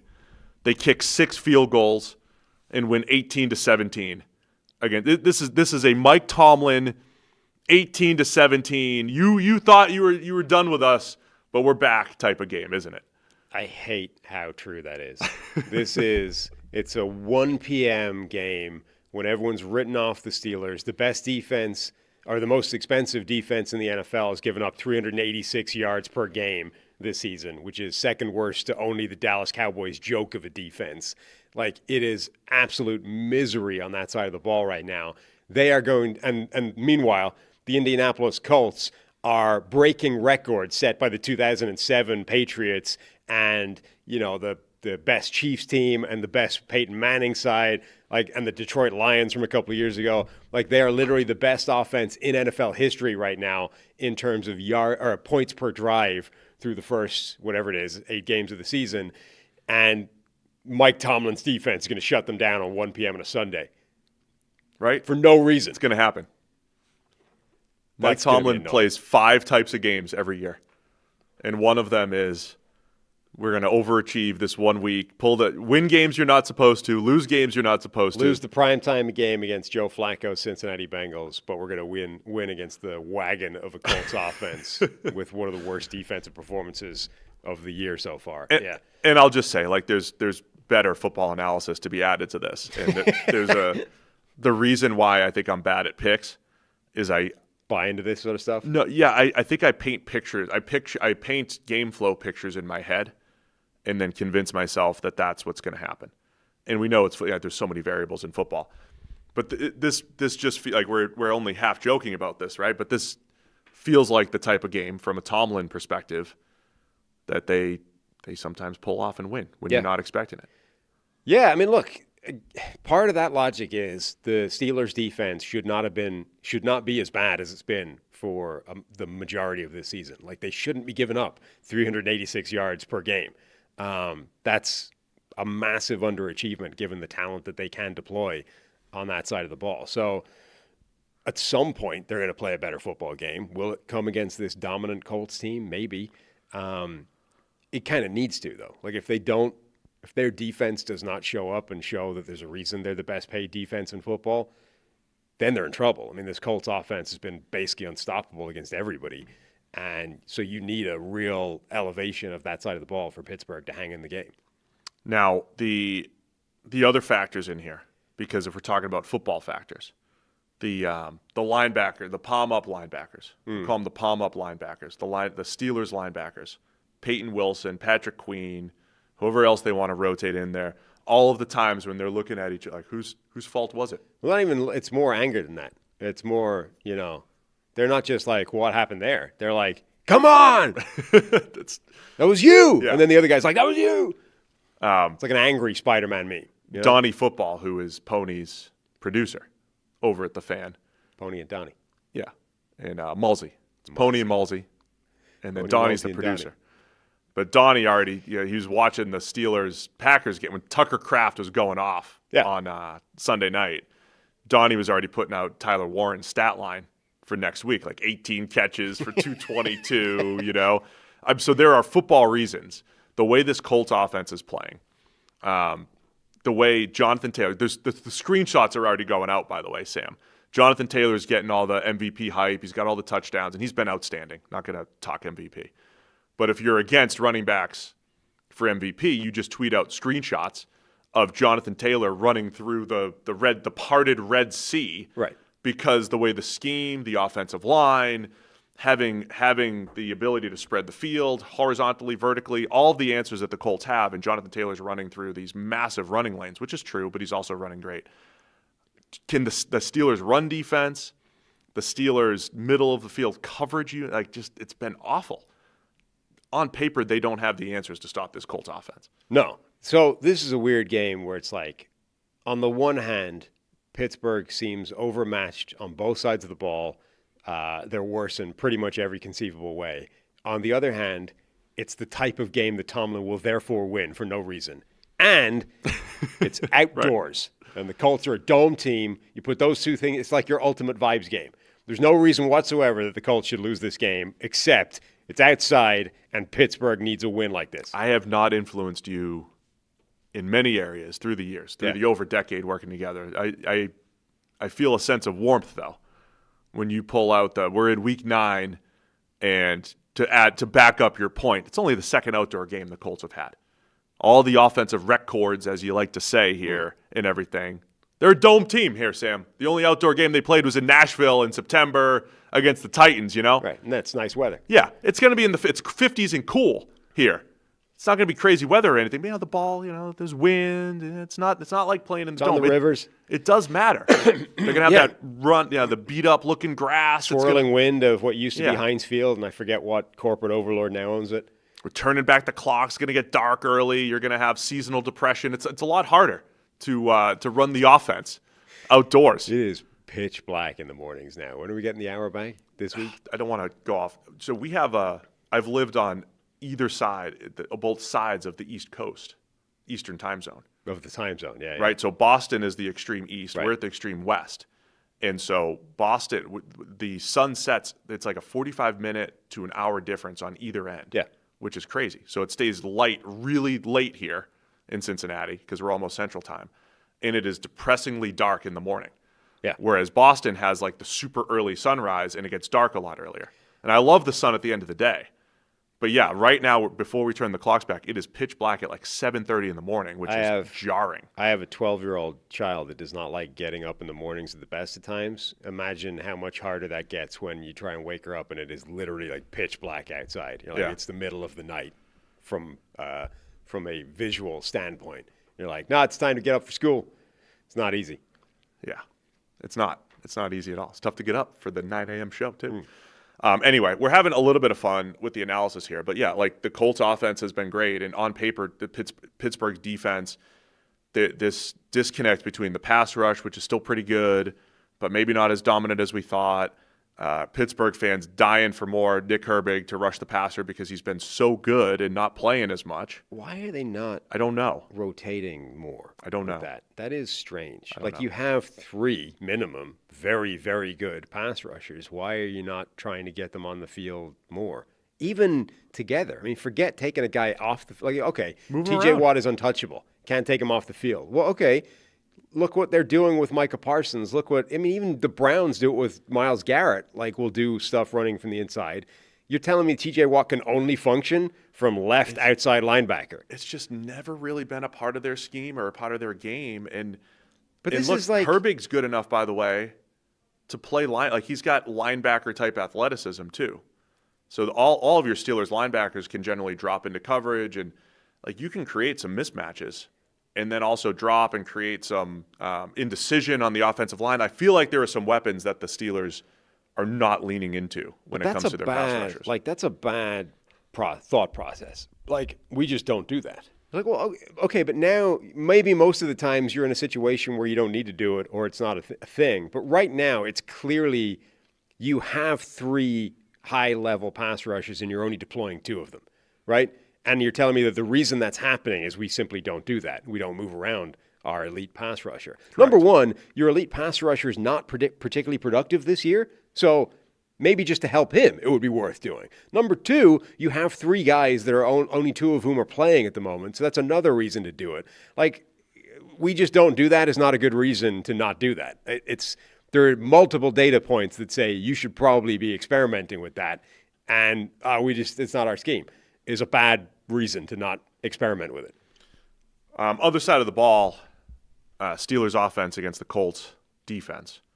I think that's a fun matchup as well. Lou Anarumo, they're doing a pretty good job there. It's not a dominant defense. Yeah. And that's going to be interesting when the Colts go up against the Chiefs in a few weeks, and if they're going to be this, one of the best teams in the AFC, is their defense at the same level as Denver? I know they hung with Denver, beat Denver. Are they at the same level as Denver, Houston, Kansas City, some of the other better defenses in the league? Might not, or in the conference, might not matter. But they're solid. They do a nice job. And, the Steelers' offense has just been okay. They've had some games where Rodgers gets rid of the ball, create yards after the catch, make a couple big-time throws. Jalen Warren's run pretty well. Had that one game where Gainwell ran well, but they've kind of settled in as a mid-tier type of offense right now. Yeah, they have. It's an interesting offense because I think they've shown the willingness to adapt and attack, change the game plan depending on the type of defense they're playing, and that's a good thing for them. Rodgers has shown that he's still got every throw in the bag, apparently, with a 70-yard Hail Mary. He does, however, maybe need his feet under him sometimes. Can't just flick it out there with the wrist the way he used to. But they're still dangerous. Yeah, and if you look back, the Seattle defense, Cincinnati defense, I thought had shown some signs of life where I didn't think they were as bad as last year, and now they kind of look like as bad as last year. That was the best game that Rodgers and Pittsburgh had, was against that Cincinnati defense. Terrible. Now, they did a pretty good job against Minnesota's blitz schemes, the Browns' pass rush and everything. But again, they haven't had a whole lot of elite games, and then against the Packers, they slowed down. They're settled for field goals and everything. So my point, I guess, is I don't know that I trust the Steelers' offense to go play in a shootout against Pittsburgh. Against the Colts. I can't name any of the right names here. Against Indianapolis. The shootout that they played in was against Cincinnati a couple weeks ago, right? And they still ended up blowing it. So it's going to be a tough one, right? On paper, the Pittsburgh defense should not stop this Colts offense the way they're playing. And I don't know that the Steelers can hang in a shootout like this. No, they really need – I don't think they can hang in a shootout. I think if the Colts offense plays the way the Colts offense has played all the way through this season, they roll. I think the only way the Steelers hang in this, and it's a close game, is if their defense plays materially better than it's played for the majority of the season, which, to be fair, it should be able to, right? TJ Watt, one of the best pass rushers in the NFL, has had a pass rush win rate this season of 11.4%. That's like half what it could be, or has been in previous seasons. He's usually a 15, 16. Yeah, but like the elite players are over 20, right? So if TJ Watt wants to make the kind of impact that TJ Watt is capable of making, he needs to be twice as productive as he's been so far this season.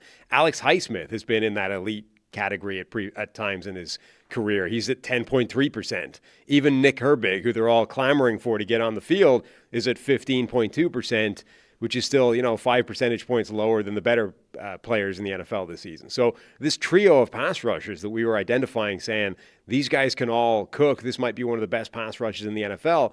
None of them are cooking at that kind of level. So all that said, Indy's only favored by 3. It's Sunday at 1. Vegas knows it's the type of game Tomlin wins too. Where are you going to go? I'm going to go with the Colts. Yeah. There's no reason for it to be Pittsburgh. The only reasons would be, Tomlin, witchcraft, and magic, and I don't believe in magic. Let's just I guess I do. I'm going to take Pittsburgh just for fun. Because because my picks don't matter and who cares? But mostly because I painted the picture in my head. I said I do that a lot. I've painted the picture of the Steelers should not win this game. They shouldn't be in it. But there's two things happening here. Is my Mike Tomlin analysis that he has a certain number of games, and this is the type of game that Mike Tomlin pulls off here, and the dome analysis. Dome versus outdoor. You've always analysis. been a big dome guy. Big dome guy for the Colts going on the road to Pittsburgh. It's going to be a challenge. Wait till they go to Kansas City in a few weeks. When it's cold? Oh, my gosh. When they go late November to Kansas City, they got no chance. They're going to get smoked. So I'll take Pittsburgh to at least cover within 3 here. Harry's going to take the Colts. Had some questions in the chat about my IM8 that I was drinking. It's hard to keep up with every NFL game sometimes. I'm waking up early on Monday morning, 7 a.m. Got to keep our energy levels up. That's where IM8's Daily Ultimate Essentials come in. daily all-in-one wellness drink that gives my body the support it needs without juggling a bunch of different supplements.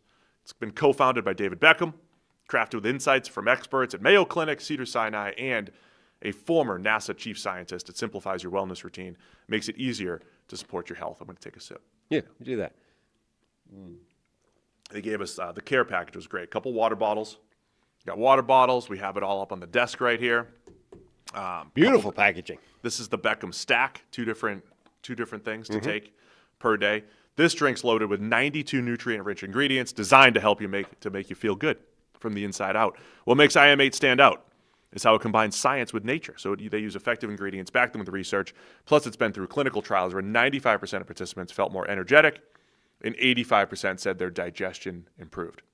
It's vegan, gluten-free, non-GMO, also NSF certified, which means all the ingredients are third-party tested for purity. You could feel confident about what you're putting into your body, making it a solid choice if you're focused on your health. So I was talking about it the other day. Enjoyed my first round of it the other day. Yep. Usually drink an evening coffee for nighttime, primetime football games and everything. Didn't need it. Oh, you're like an IM8 evangelical at this point. You are waxing lyrical about the benefits. You're pounding the stuff. Yeah, I'm probably going to have one every show. It's part of my adding it to the morning routine. And we started pulling right from here. These are pretty cool boxes, too. Get a note from David Beckham. A note from David Beckham. It's great. Yeah, packaging is fancy, and you're an absolute convert. I am. So feel your best self every day with IM8. Go to im8health.com/CTM. Use code CTM. You get a free welcome kit, 5 travel sachets for free, plus 10% off your order. So it's IM8health.com/CTM, code CTM for a free welcome kit, 5 free travel sachets, plus 10% off your order. imhealth.com/CTM, code CTM. These statements have not been evaluated by the Food and Drug Administration. This product is not intended to diagnose, treat, cure, or prevent any disease. All right, man, we're halfway through. Not even. San Francisco 49ers at the New York Giants. It's Sunday at 1. Niners favored by 2.5 here. They're 5-3. Coming off their loss against the Texans. Giants now 2-6, and without the great Cam Scatterbo. Not without him. He's already wheeling around the facility. I mean, he's there. Right. Motivationally. Exactly. That's the thing. He's there, not just in spirit. He's actually there physically. He's just not playing football anymore because his ankle got snapped. We have a notes document that we work off here. We have the games, we put our own notes in, and our crack team of researchers, they dropped the injury report in. And the injury report for San Francisco and the Giants, they couldn't put the whole thing in. They just said 31 people on the injury report between the two teams. It's crazy. Yeah. That doesn't include Scatterbo, who's out for the season and on IR. So injury fest. It doesn't include any of the people that are out for the season. Yeah, like not including Fred Warner, Nick Bosa, like some of the most important players that would have been in the game are done for the year, not even on the injury report. Massive injury reports, including Brock Purdy. He's got the turf toe issue, which is really sensitive, and he came back for one game and injured it again, so he's still limited, and we don't know if we're going to see Brock Purdy or Mac Jones at this point. Yeah, and that's obviously the thing is, Mac Jones is playing pretty well to the point where I'm not saying it's a quarterback controversy or a battle for the job or anything. Controversy even. But I don't know if it makes a huge difference in the game. Like, I don't know if you get Brock Purdy back with his toe injury. Brock Purdy has played... In this game in particular, you're saying? In any random game. Maybe, like big picture, long term. Like, sure, Brock Purdy has shown a higher level of play. Yeah. Hadn't been before he went out injured this year, but has shown a higher ceiling so far than Mac Jones has. But in any individual game this year, I'm not particularly concerned about which quarterback is starting. All of the Brock Purdy analysis is fascinating because I think he's good. And then he got paid. And we also have rarely seen Brock Purdy without an elite supporting cast. Yeah. Rarely. There were some games, there were some points. So some of the questions you have about your high-end quarterback, can you make the fourth quarter comeback? Can you do it when you don't have the same resources around you? You don't have the Debos and Ayuks and Kittles around you, and you've got some injuries. And, that's still probably a fair question for Purdy. Now, they had a lot of injuries last year, but they didn't win a lot of games either, right? So they've only won and had that elite offensive success when they've had the great playmakers around Purdy. Either way, you're right. Like, Mac Jones has played pretty well. they had another tough game last week against Houston where they could barely move the ball. But when they did, it was Mac Jones throwing the ball into car crashes that George Kittle and Juwan Jennings caught. And, Mac Jones will give you some car crash opportunities. If you can make those catches, you can make some plays. I think they should have more success against this Giants defense. But it's a pretty good battle on that side of the ball. The Giants front going up against San Francisco and the way they want to run the ball. Yeah, no, it is. The Giants' defense has been a little bit hit or miss this year. Again, it's another – I'm not saying they've been like the Steelers, but it's another unit where maybe we had slightly higher expectations for what that defensive line could do. I think they've been a lot closer to realizing them than the Steelers have been. They've also got a back end that hasn't always held up when they could have gotten more pressure or made more of an impact with the pressure. But that side of the ball, I think, can certainly cause San Francisco some problems. And then the other side, we saw over the last 2 weeks for the 49ers have been a no-name defense playing out of its mind with players that you thought couldn't play at that level. And then the following week was almost like a dose of reality of actually they don't have anything and can't stop anybody. I'm interested in Jackson Dart against that defense that we already said. They have not rushed the passer well at all, despite that good game against Atlanta. Don't rush the passer well. I brought up Dart the other day where I don't really want him to play everything late in the down, everything scrambling. Like if there's a game to maybe play in rhythm, get rid of the ball, this would be the one. Jackson Dart's one of those the time to throw cutoffs when once you're above 3. Right, you're usually living in scramble drill world a lot. Dart's one of the few quarterbacks. It's Lamar Jackson, Jalen Hurts, Caleb Williams. Those are the types of guys that are above 3 this year.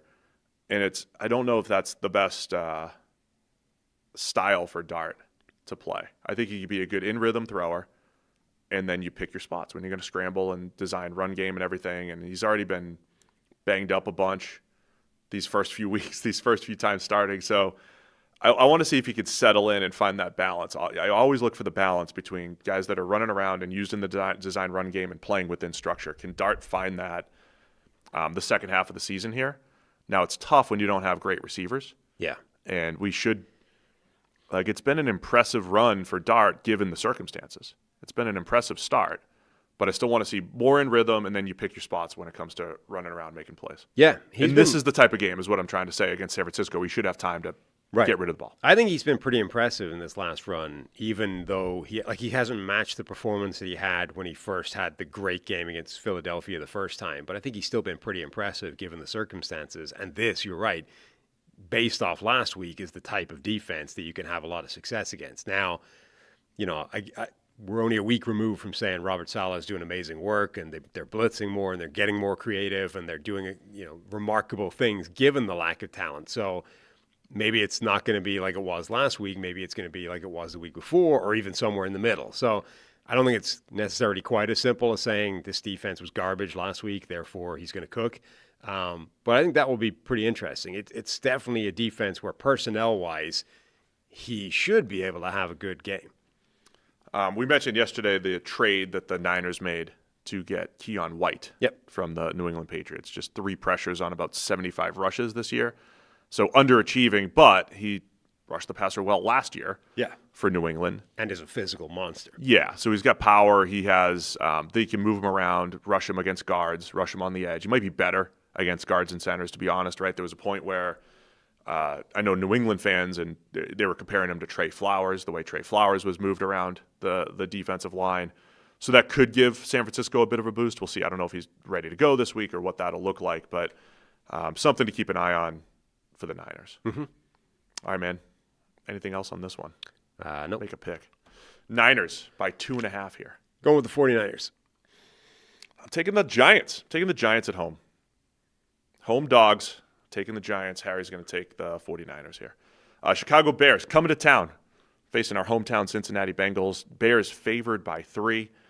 Producer Will also coming to town as well. Yeah. Bears fan coming in to watch the Bears in person. They're 4-3 going up against 3-5 Bengals. The big news here is that Joe Flacco is dealing with an AC joint sprain. So it was initially throwing shoulder. Yeah, the AC joint.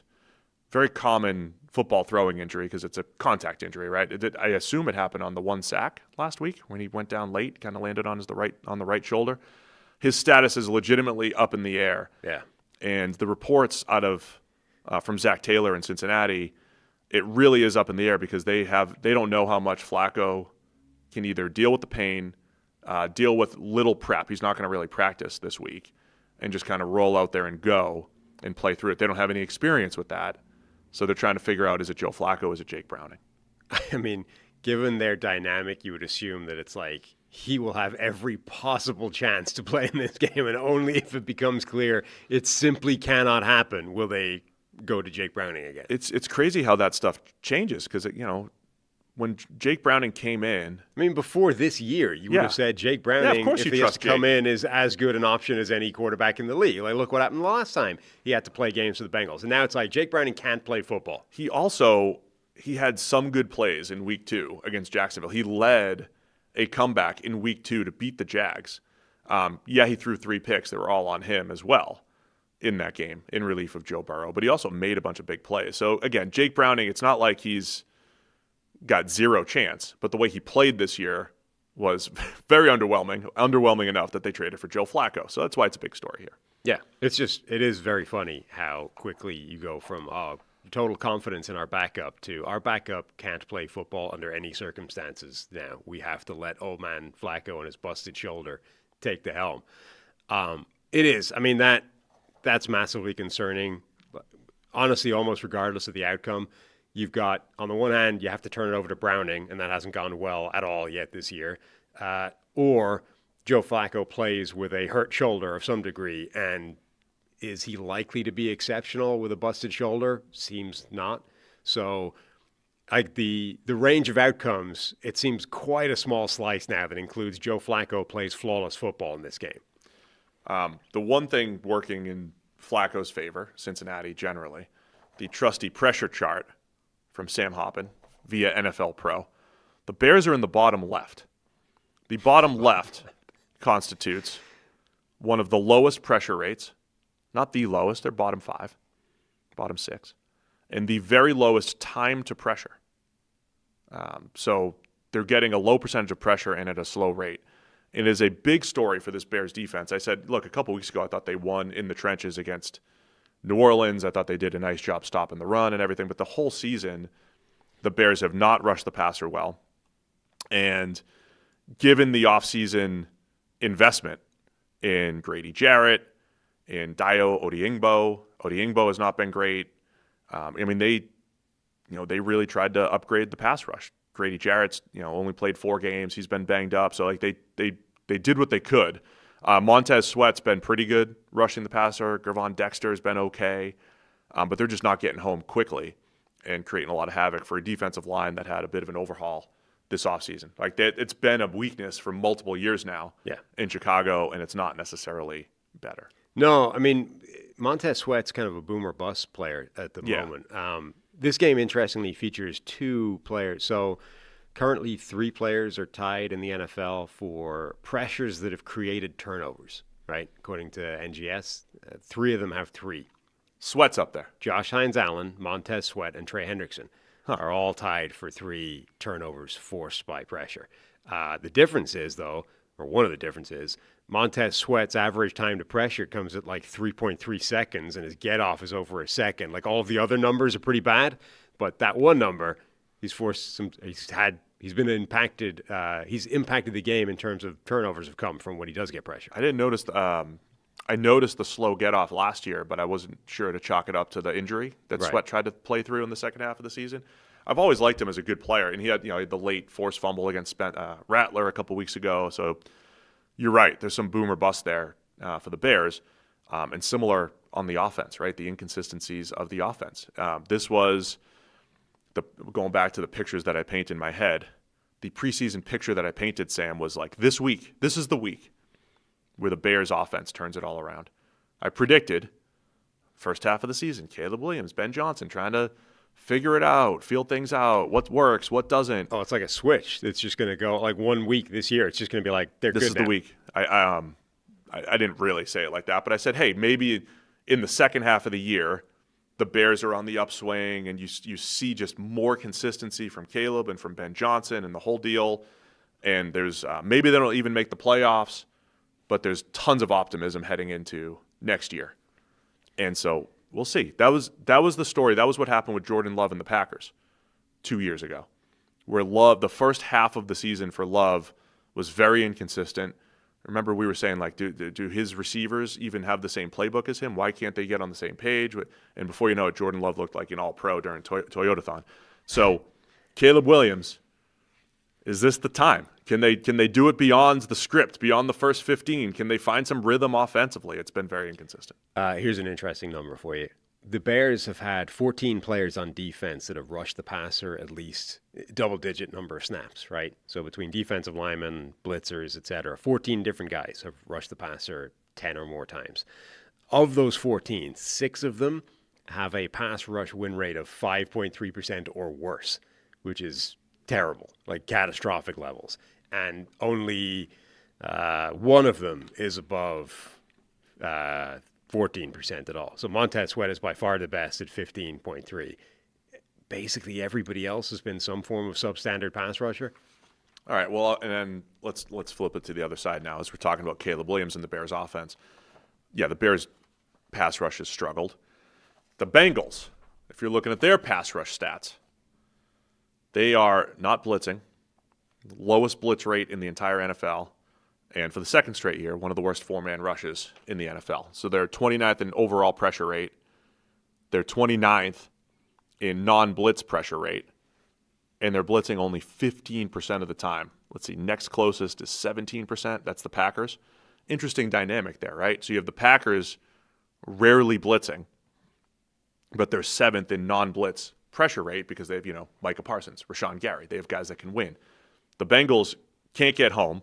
Yep. And they're not even trying to mix it up and blitz. It's fascinating because I don't know that was Al Golden's style. I don't remember his blitz rates exactly at Notre Dame, but they played a lot of tough man coverage last year, and Golden's called defenses a lot throughout his career. I don't remember him as like a uber low blitz rate guy, and a lot of defensive coordinators adjust to their personnel. In Cincinnati's personnel, when Trey Hendrickson's out there, he can get pressure, but they do not have defensive tackles that can rush the passer. They don't have another edge rusher, Miles Murphy or Joseph Asai. They use Asai on the interior a little bit to rush the quarterback. They're not great. And they're still just like, we'll rush with 4. So the last 2 weeks, we've seen Aaron Rodgers have his best game by far against Cincinnati. Justin Fields have one of his best games, probably his second best back. Best since week 1. I mean, Caleb Williams, I think, is primed for a huge game against this Bengals defense, especially if they just keep doing what they're doing. Hey, we're just going to rush 4, play coverage on the back end where we're not even great there either outside of DJ Turner. Yeah, well, I mean, again, it's the Bengals defense has been a get-right spot for offenses, so it is the time. I mean, if they still look inconsistent and ropey and capable of rough play and, can't put it together, I mean, then you're like, well, when is this going to happen? If now is the game. Like, this is the game because the Bengals, not only are they not particularly good on defense, but as you said, they're not creative either. They're going to show you what they're doing and not execute it well. So, yes, if Caleb Williams and the Bears offense can't carve them up, you've got real problems. I've changed my pick. Yeah. Right, talking through this whole thing, I don't have faith in the Bengals defense. No. You've got Flacco with an AC joint. That hurts, man. So that hurts. Yeah. AC, it's tough to, once you get above. I mean, the dude's 41 years old or whatever, and he's got a hurt shoulder. How can that go well? Can't go well, right? But Bears pass rush, not great. Flacco gets rid of the ball. There's elements of, they can survive that as long as he can throw. If it's Browning, who the heck knows? Just don't know what you're going to get from Jake Browning at this point. Nobody knows. I think the Bears are going to move the ball, though. Would be kind of funny if Browning plays and balled out. But the thing is, I don't know. It's tough, right? The Bengals offense has been outstanding the last 2 weeks with Flacco. Now, against the Steelers and Jets, I think they could have similar success against Chicago. Over-under is 50.5, shootout-ish. Predicting again. I'm back and forth. What are you going to do on this one? Chicago by 3.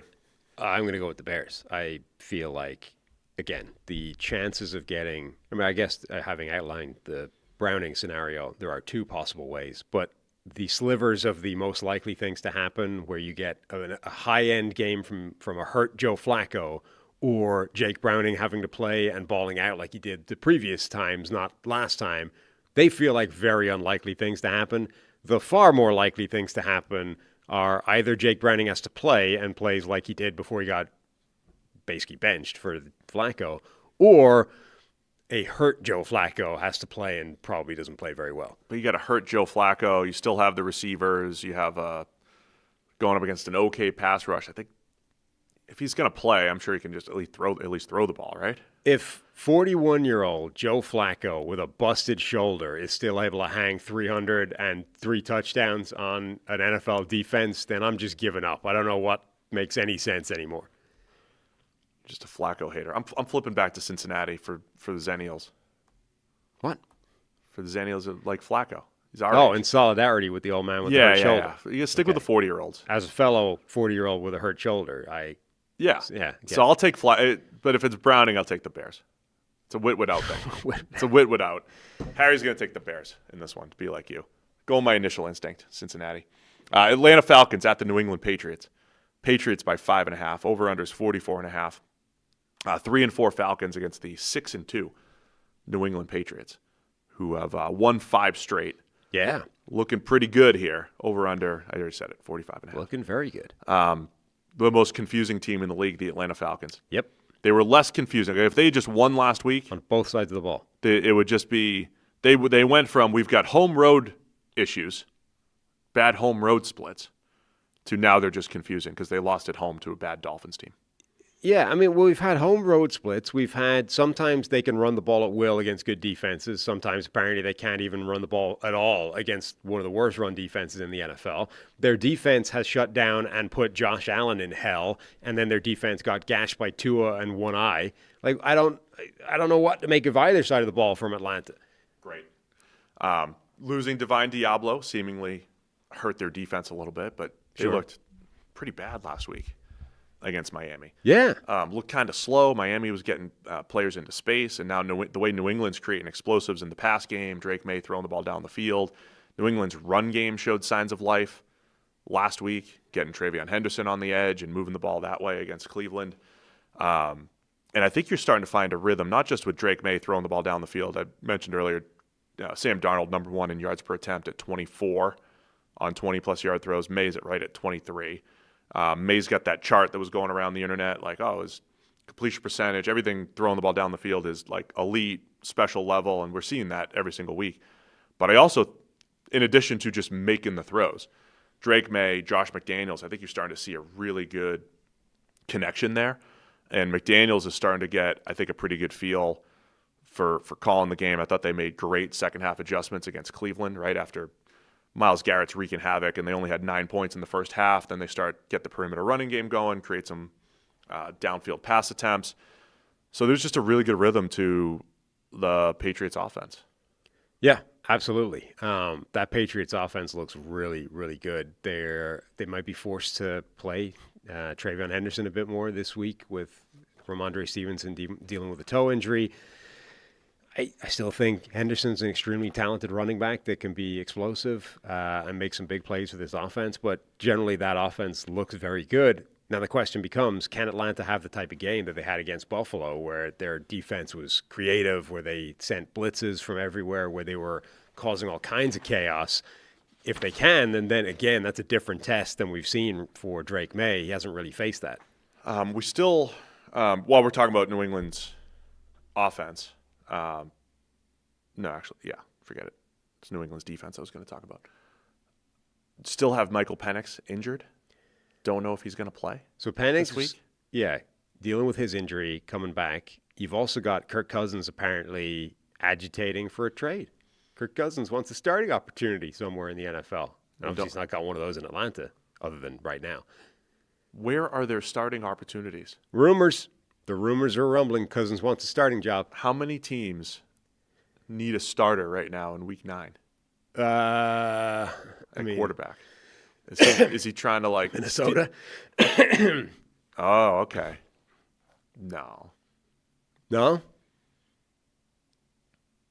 That would be interesting, actually. J.J. McCarthy comes back in, stinks, and then No, I mean, look, Cousins didn't look good last week. No. My point on Monday was I don't know. I mean, his biggest obstacle to starting again might be that he doesn't look like he should be starting again. Right, but I don't know. He feels like the guy that just needs the reps to stay fresh. And if you gave him the reps, he'd at least be better than he looked last week. I just don't know if he's the best backup. I know he was a backup early in his career and did a good job with Washington. I just don't know if that's him. The Minnesota thing would be fascinating because if JJ does have a bad, we'll talk about him in a minute at Detroit. If he does have one bad start, would you sacrifice the second half of the year of development to try to save this season? Like those are the types of in-season calls. Not with Cousins. I mean, I think, look, they would be bringing in some kind of onerous contract, however much Atlanta might be willing to eat of that. Like, that would be bad. I think they'd get him on the cheap. I think they'd get Atlanta having to eat most of the money. And I also don't think Atlanta would actually do that, to be honest. So I don't even know why we're having this conversation. Because Cousins wants out. So what? Sorry, so man. That's a different deal than previously. Well, it changes things. When previously you're under contract and we need you because Pennick's got a knee bruise and who knows when he's going to get hurt again. Right, but it's a different thing when the quarterback is happy with that situation, or at least happy enough to be quiet, versus when the quarterback has decided he's not happy with that situation and wants out. What's he going to do? Not play? Not try to not play well? I mean, the guy. It's not going to help anybody. There's no point. There's no point in acting like it's a ridiculous situation. Like a malcontent player in the locker room is not a good thing for an NFL team, regardless of like whether or not they can actually force the situation. Them being an asshole in the building is not a good thing. Maybe he's been malcontent all year. It's just coming out. Who knows? Anyway, let's talk about this game. What else in this game? Oh, I was going to bring up New England. We know Atlanta's run game, whether it's Cousins or Penix, outside zone all day. That's what they run. Twice as much as the next highest outside zone team. New England, per the 33rd team, crack research team, 1.4 yards per carry allowed against the outside or wide zone, depending on how you want to call it. That's best in the NFL. This is the perfect type of, just like Miami, there's no way Miami can stop Atlanta. Look at New England, perfectly situated to stop Atlanta's run game. Will they mix it up? Will they go, it's strength on strength with the wide zone game here? Yeah. I mean, they haven't so far. So they haven't mixed it up in 2 years. Seems unlikely. Yeah. But, yeah, I mean, it does.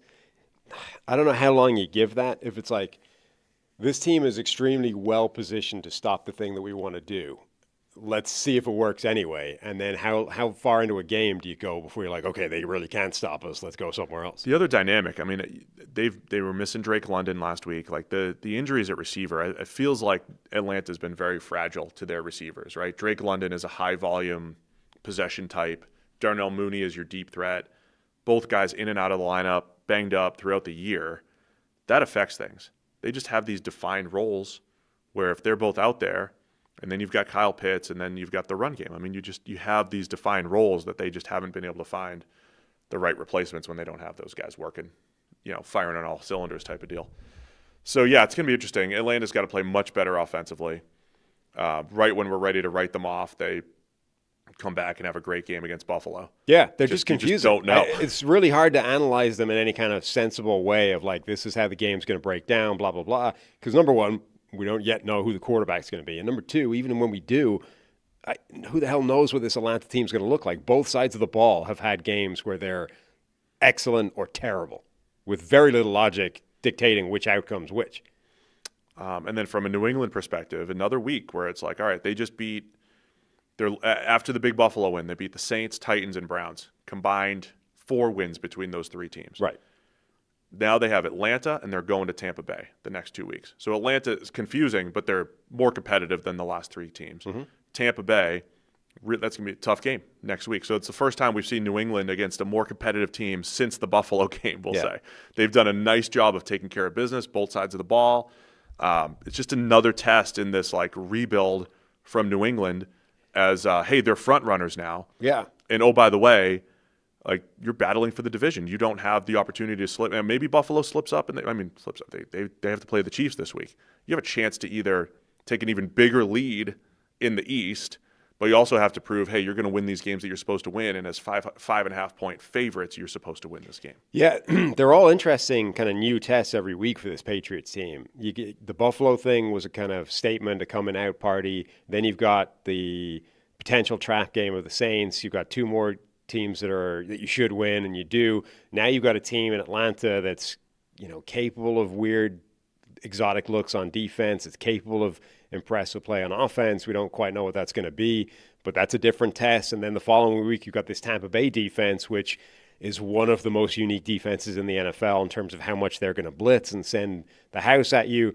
So each one of these weeks is like a different thing for Drake May to show that he can still be a high-end elite player, that the offense can still hum, and that the Patriots themselves, as potential front runners or as at minimum like a real competitive, contending playoff team, can show that they're comfortable with that designation. All right, man. I'm looking forward to this game. I think it's Atlanta's injury report right now includes London, who missed the game last week, includes Darnell Mooney, a hip and a hamstring, respectively, includes Jesse Bates at safety. Jalen Walker hasn't played in a few weeks, the rookie edge. He's got a hamstring he's still dealing with. Kyle Pitts is on there with an ankle. They're beat up, and we still have the Penix Cousins question. And if you have, I don't know, like Cousins, it would never surprise me if he played well. Like, he's a good quarterback. I don't know if at this point in his career, if it's like write him off because he's getting older and he's lost some physical tools when he didn't really have much to begin with, or if he's just not situated to be a really good backup at this point either. So it's going to be a tough one for Atlanta given last week's loss. Yeah, I just really don't know what to make, what kind of Atlanta team is going to turn up on either side of the ball.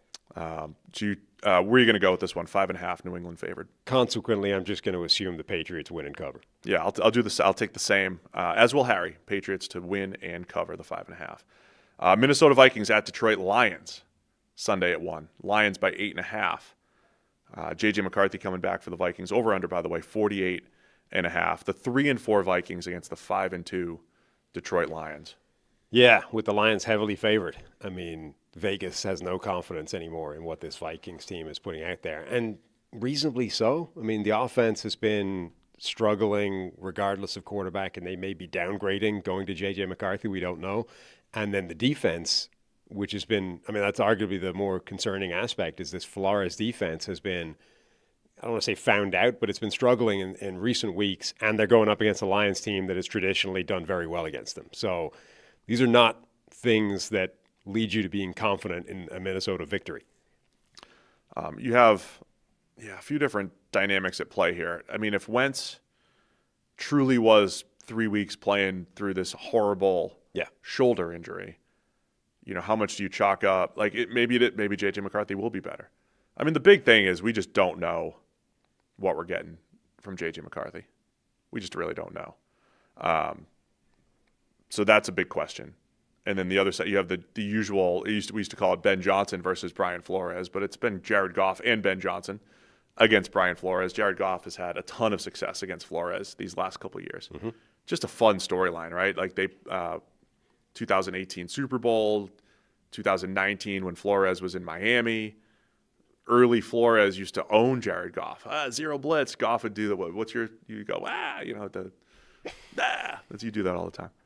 Jared Goff, that's how he handled zero blitz. You go, and just throw it up. Hey, Stephon Gilmore. Hey, whoever Miami had that year at corner. Yeah. Couldn't handle Brian Flores 6 years ago.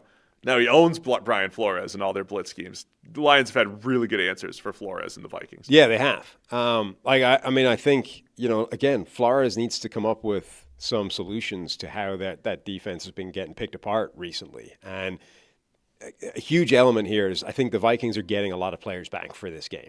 Obviously, J.J. McCarthy is the big thing on offense. You're getting your quarterback back. Theoretically, you're also Christian Darrisaw has been a full participant, so he should be definitely ready to go. Brian O'Neill has been limited. They could do with him being back. Like if they got both those guys back, that would be huge. Your bookend tackles, you're getting most of the way towards the offensive line that you really want to put on the field for the first time this year. That's huge. If they don't have those tackles, they're screwed. If they do have the tackles, all right, at least you've got a shot on offense. They're also theoretically getting some defensive players back. Andrew Van Ginkel has been a full participant as well. He has been very important to this Flores defense the whole time he's out there. On the one hand, you've got the fact that, the replacements for Van Ginkel have not necessarily been doing anything since coming into the NFL. Van Ginkel is really important to what they do. Jonathan Grenard is limited. He's really important as well. Isaiah Rodgers limited. He's pretty important. Like, if the limited guys play, okay, we've got most of the important players on this defense back in action, and that's a really good thing. Like, Dallas Turner has not been able to hold up his end of the bargain, so Van Ginkel replacing him in the lineup would be huge. That probably gives Flores something to work with in terms of, right, let's try and change what we're doing. Let's try and have a real impact here. But he does need to, I think, shift what he's doing a bit. Yeah, and then Detroit's coming off their bye. Had a nice win against Tampa Bay a couple weeks ago. A little uneven from the offense, but they, defense did a really nice job. That was the last time we saw them. Their defense was really beat up. So we'll see how healthy they're getting. Aiden Hutchinson just got paid for Detroit, and I think rightfully so. Still one of the more disruptive players in the league, and they're moving him around a lot more this season. So depending on who is out there for Minnesota, could see some mismatches there. Yeah, he is third, I think, in the NFL in terms of total pressures, according to NGS data. He's been exceptionally productive for them. Yeah. So it's going to be a fun one. Let's see what happens with J.J. McCarthy. Just to reiterate for the 900th time, we've seen 2 games of him.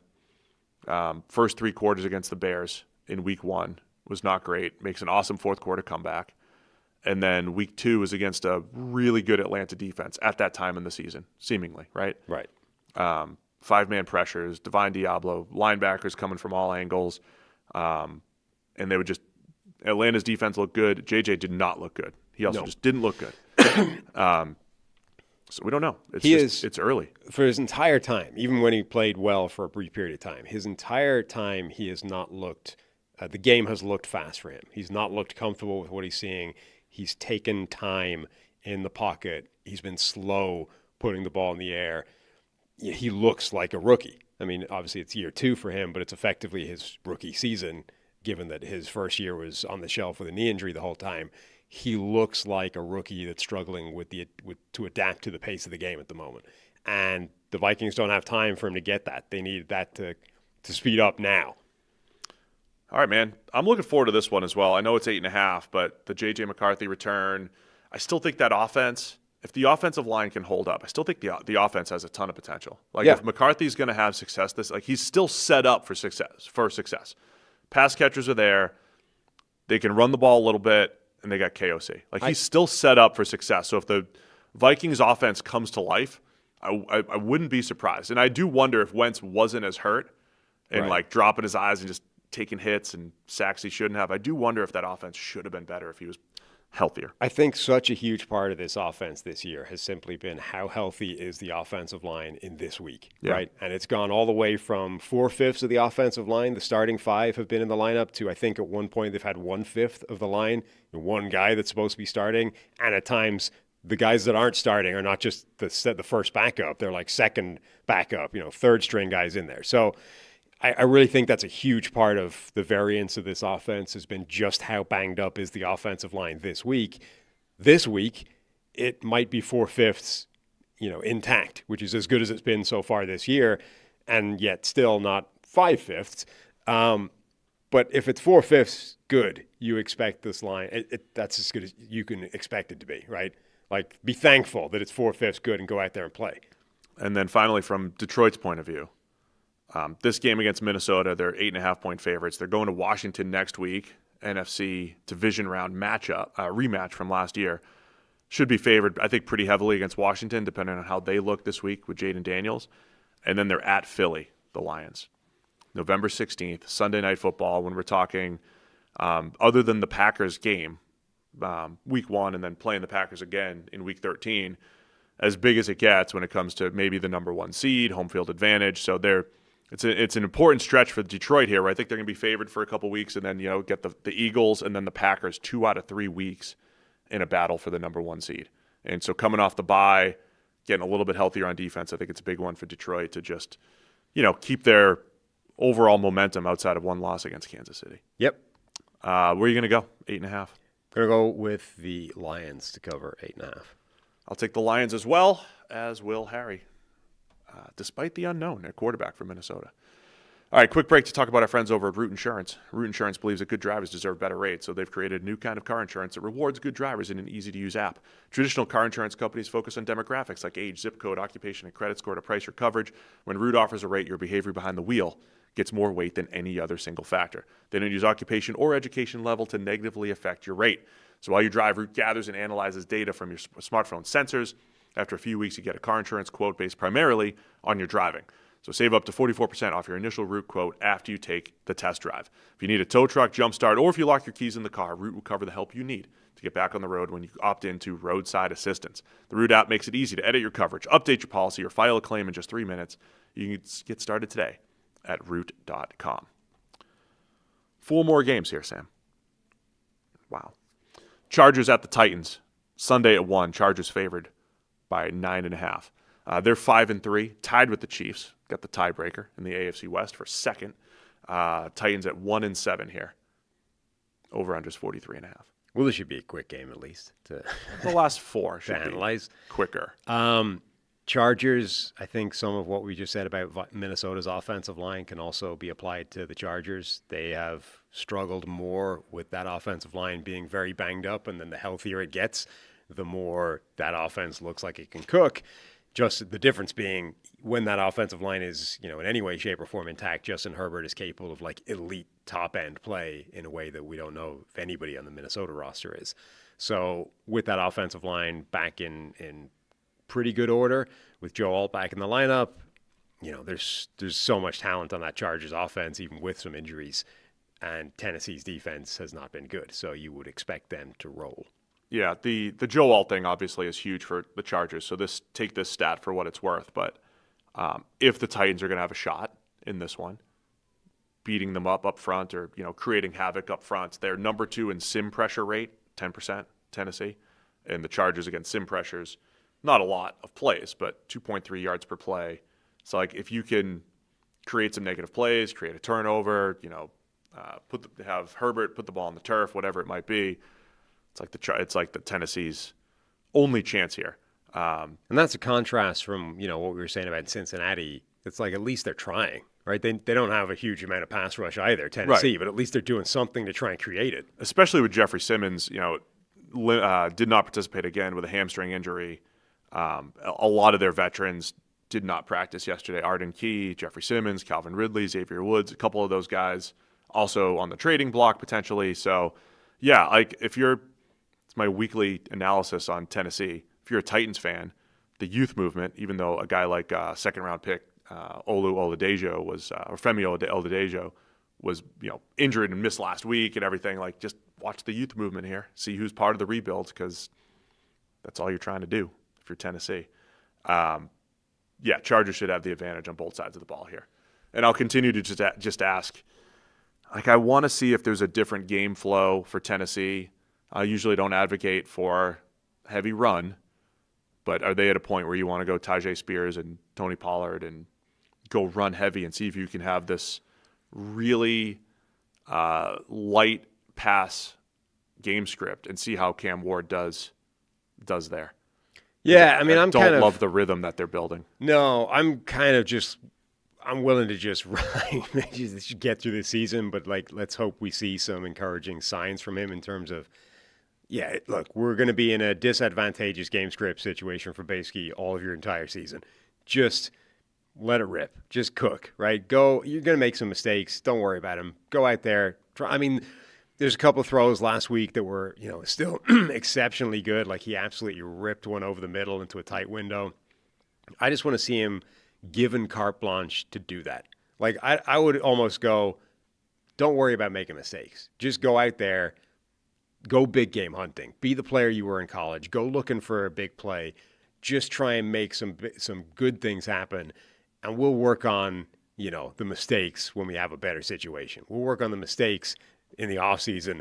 We'll try and make sure we don't go too far that way. But right now, I'm not worried, but right now I don't love the fact that he's been so in his shell this season. Yeah. I want to see an aggressive Cam Ward who's got the special high-end stuff and then we'll smooth out the rough edges when we've got, players to throw to and an offensive line that can protect them more. I'm more concerned that he's sort of wilting because nothing's good. Who was it that you mentioned yesterday that didn't have a ton of bad plays, but they were ugly when what was the example?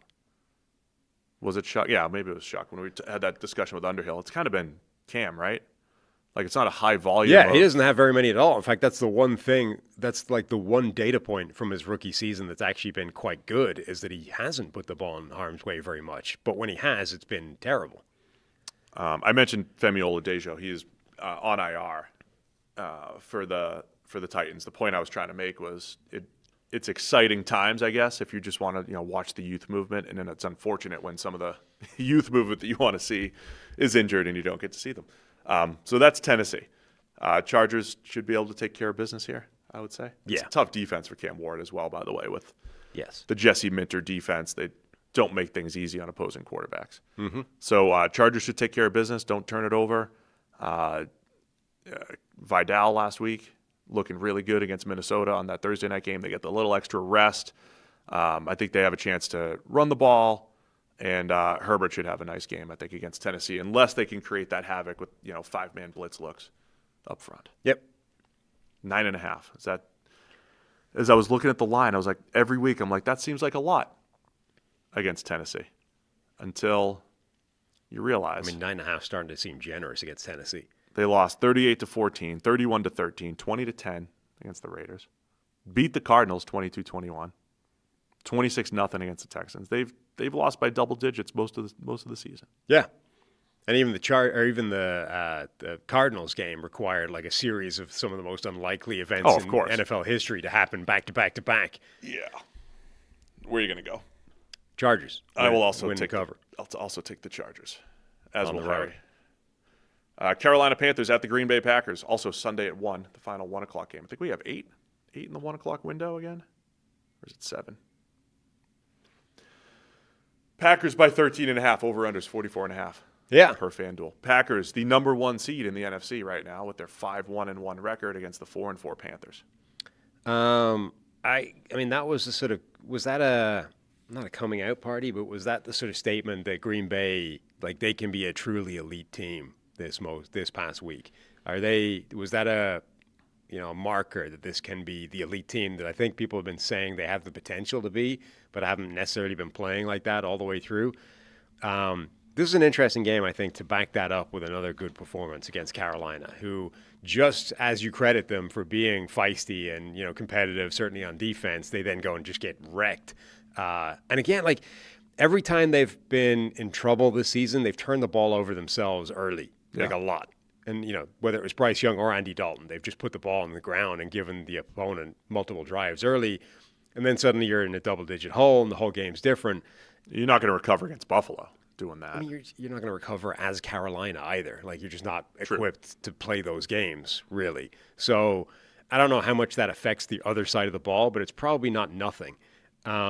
So it would be nice if Carolina had a game where they didn't do that. Let's just, take care of the football and at least stay in the game for a while.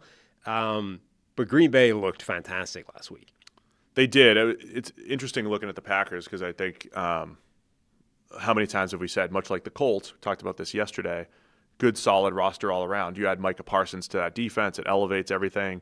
The one thing I think we said in the preseason, when you're looking, man for man or unit for unit against, say, the Lions, I think the Lions probably have a better roster.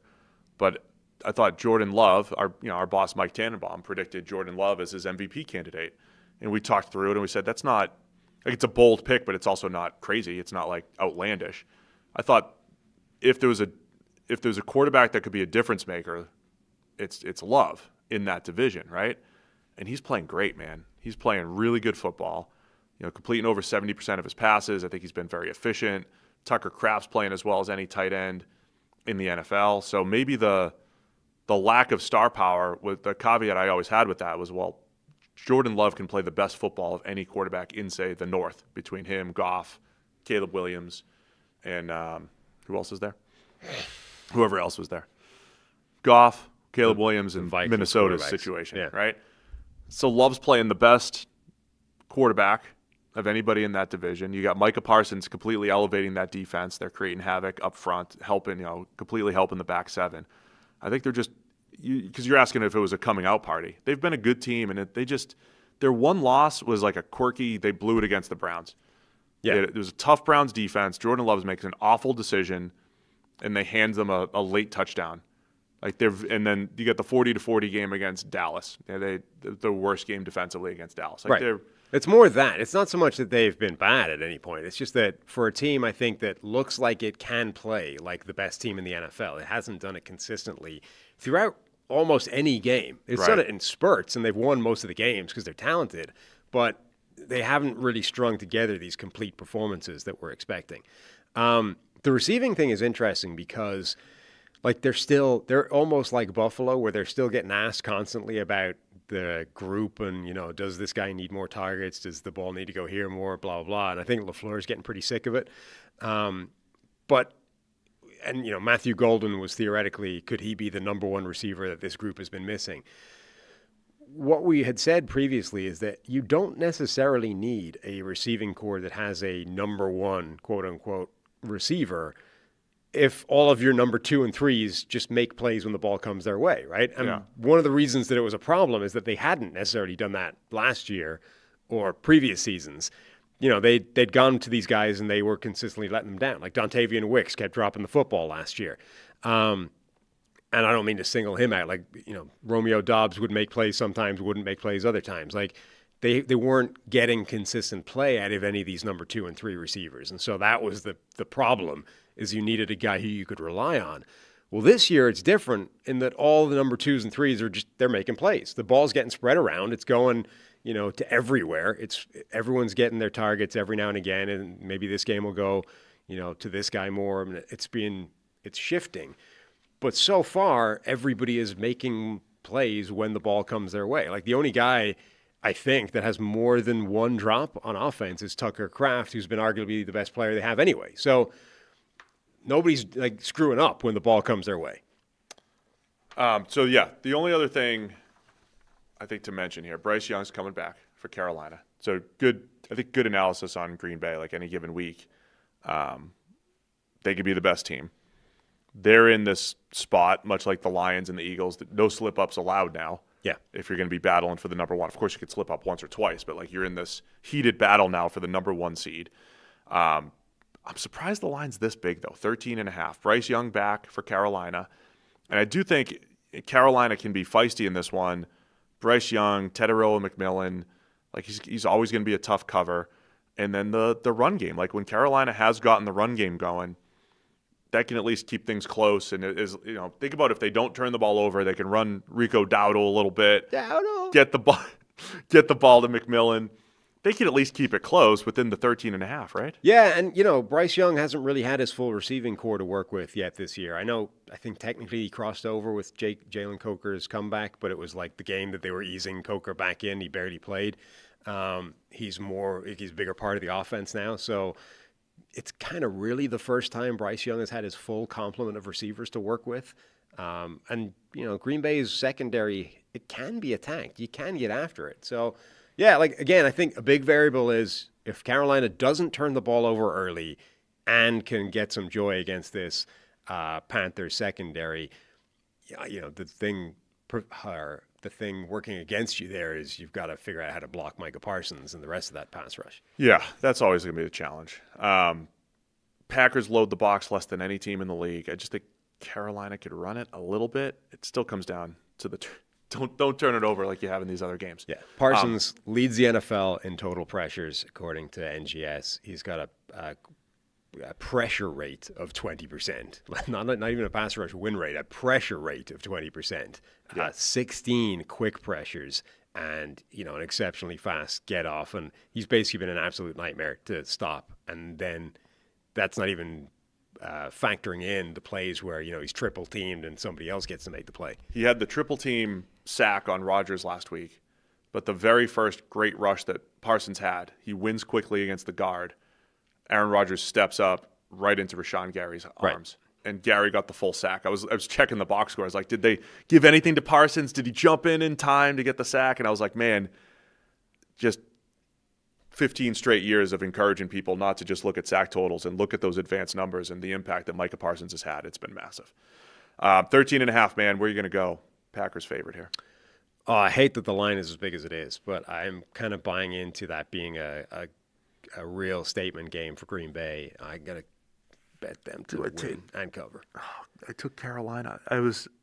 That's a huge line. I'm watching the Buffalo game unfold last week, and in my head, I'm like, I definitely took Buffalo, right? And I looked, it was like, no. That's a huge line for a team that is not bad. Like, Carolina is not a bad football. I mean, they're 4-4. They're 500. Yeah. Like, this is not a bad football team, and that is a huge line. Yeah. I wrote down Carolina, so we'll stick with that. At least keeping it close. Bryce Young, McMillan, Dowdle, keep it close for Carolina. Mm-hmm. Harry's going to take Green Bay. New Orleans Saints at the Los Angeles Rams. Rams favored by 14.5 at home. Speaking of huge lines. Saints have one win. They're 1-7. Rams 5-2. Coming off their bye, right? Tyler Shuck getting his first NFL start with the Saints. If you want to hear more on that, we did have Nick Underhill from New Orleans Football join the show yesterday. Enjoyed our conversation with Nick. Talked a little bit about how that came about, his reaction to Spencer Rattler officially getting benched, Tyler Shuck taking over, how it happened in the game, what he saw at training camp from Tyler Shuck. Great conversation. Go check it out from yesterday. But yeah, what are your initial thoughts on Tyler Shuck making his first NFL start here against the Rams? Well, let's start with that. It's the fact that Nick flagged that even during training camp, he saw a few of those plays that were like inexplicable. What on earth was that plays from Tyler Shuck along the line of his worst plays in college? And I think similarly, he basically said, look, it wasn't that many of them, but the ones that were there were like, oh, wow. That coupled with the Rams pass rush does not feel like a good combination. No. You know, a guy that is capable of completely cartoonish, farcical plays coupled with one of the best pass rushes in the NFL does not feel like a recipe for success. No, not at all. Although, I've pivoted my analysis because Nick brought this up too. He's like, hey, I thought they might wait till because they have Carolina next week, right? Yeah. Wait till Carolina. Just another data point that teams simply do not factor that they in don't in care. any way, shape, or form. I'm not saying they're right or wrong. Correct. But I'm not going to predict that they're going to care Right. anymore. Meaning, like, I don't think they're going to care. Oh, we'll wait till the easier pass rush. We'll wait till we face Carolina. The Rams have Jared Verse. We don't want to mess with Tyler. They don't care. Clearly, teams are simply not factoring that into when they're going to throw a young quarterback out there. The most concerning thing I think that Nick said was this didn't feel like the plan. Right. And that is the one place where I am consistent and won't change is for the young quarterback, you should always have a plan. And it didn't feel like it was. I mean, even at the time, it felt like either... In young quarterback, I mean in years in the league, not necessarily age when it comes to Shuck here, who's the same age as Rattler. Still vaguely young. Yeah. I mean, they're both young quarterbacks. Compared to us. It felt like either they just decided they did that quote-unquote need a spark, right? Either they just decided they needed a spark because nothing was happening, or, like they said, they went into the game and were like, we spent all week saying just don't turn the ball over. Yeah. Just don't take care of the football. Last week against Chicago, sure, it was a bad situation, but you put the ball in harm's way a bunch, and you can't do that. And if they spend all week drilling that, and Rattler went out there and had a couple of ridiculous turnovers, and they just went, all right, fine. There's got to be consequences for that. You can't just be like, we spent all week focusing on this, and you just went out there and threw the ball away anyway. We're putting in the other guy. So I think you're right. It probably wasn't a designed plan.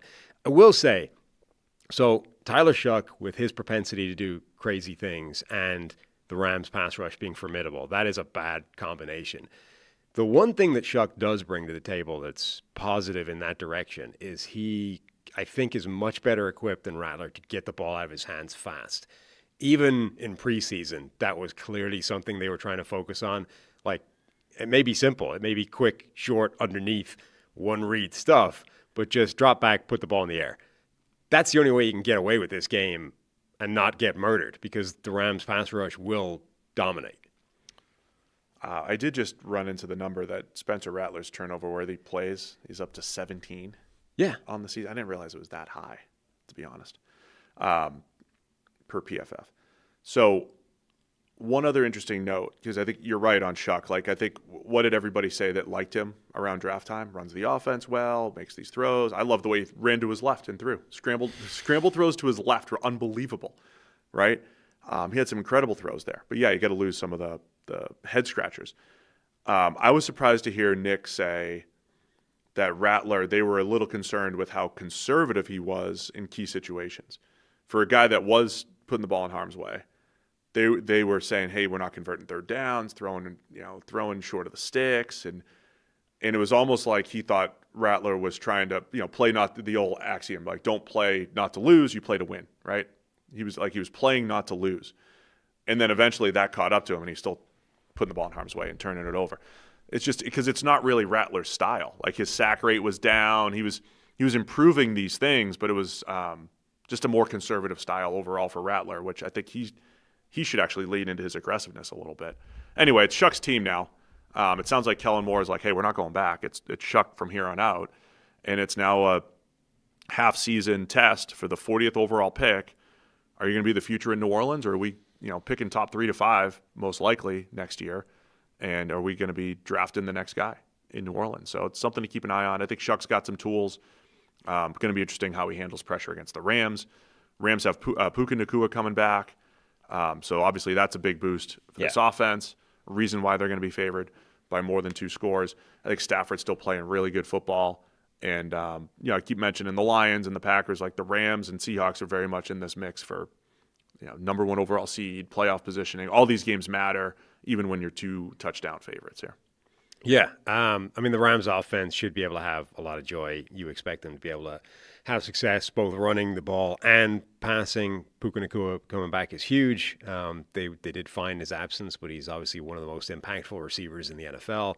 The Saints defense is, it's not capable of stopping that really. So I would expect the Rams to have a lot of success. And then the only way Shuck and the Saints offense can get away with that side of the ball, I think, is if he's able to consistently put the ball in the air quickly and not put it somewhere silly. And then matchup-wise, just watch Verse against first-rounder Calvin Banks at left tackle for the Saints. Fun little matchup there. Yeah. Test for Banks. Big test. 14.5. Rams favored. Where are you going to go? Rams to win and cover the giant line. I hate these stupid lines. So I took the underdog. I'm going to screw these up, aren't I? I'll take the Rams in this one. Rams to win and cover, as will Harry. Last ones, Jacksonville Jaguars at the Las Vegas Raiders, Sunday at 4:05. Again, these 2 games are the ones that are in the 4 o'clock window against Chiefs-Bills, which we talked about 2 hours ago. Jags-Raiders, Jags favored by 3. They're 4-3, coming off their bye, going up against the Raiders at 2-5, coming off their bye as well. Football game, discuss. Nice. I didn't set that up well. Smooth setup. They did both have a bye. I was pretty much off the top of my head trying to remember that. I was right, though. You were right. I was absolutely right. I'll start with this. There's some rumblings. Rumblings coming out of Jacksonville that Travis Hunter is the old wide receiver 1 coming out now. So last time. What does that mean? Whatever that means. It's like, it's fantasy football talk, but rumblings that they're going to feature him more, target him more. The last time we saw the Jags was against the Rams, was in London.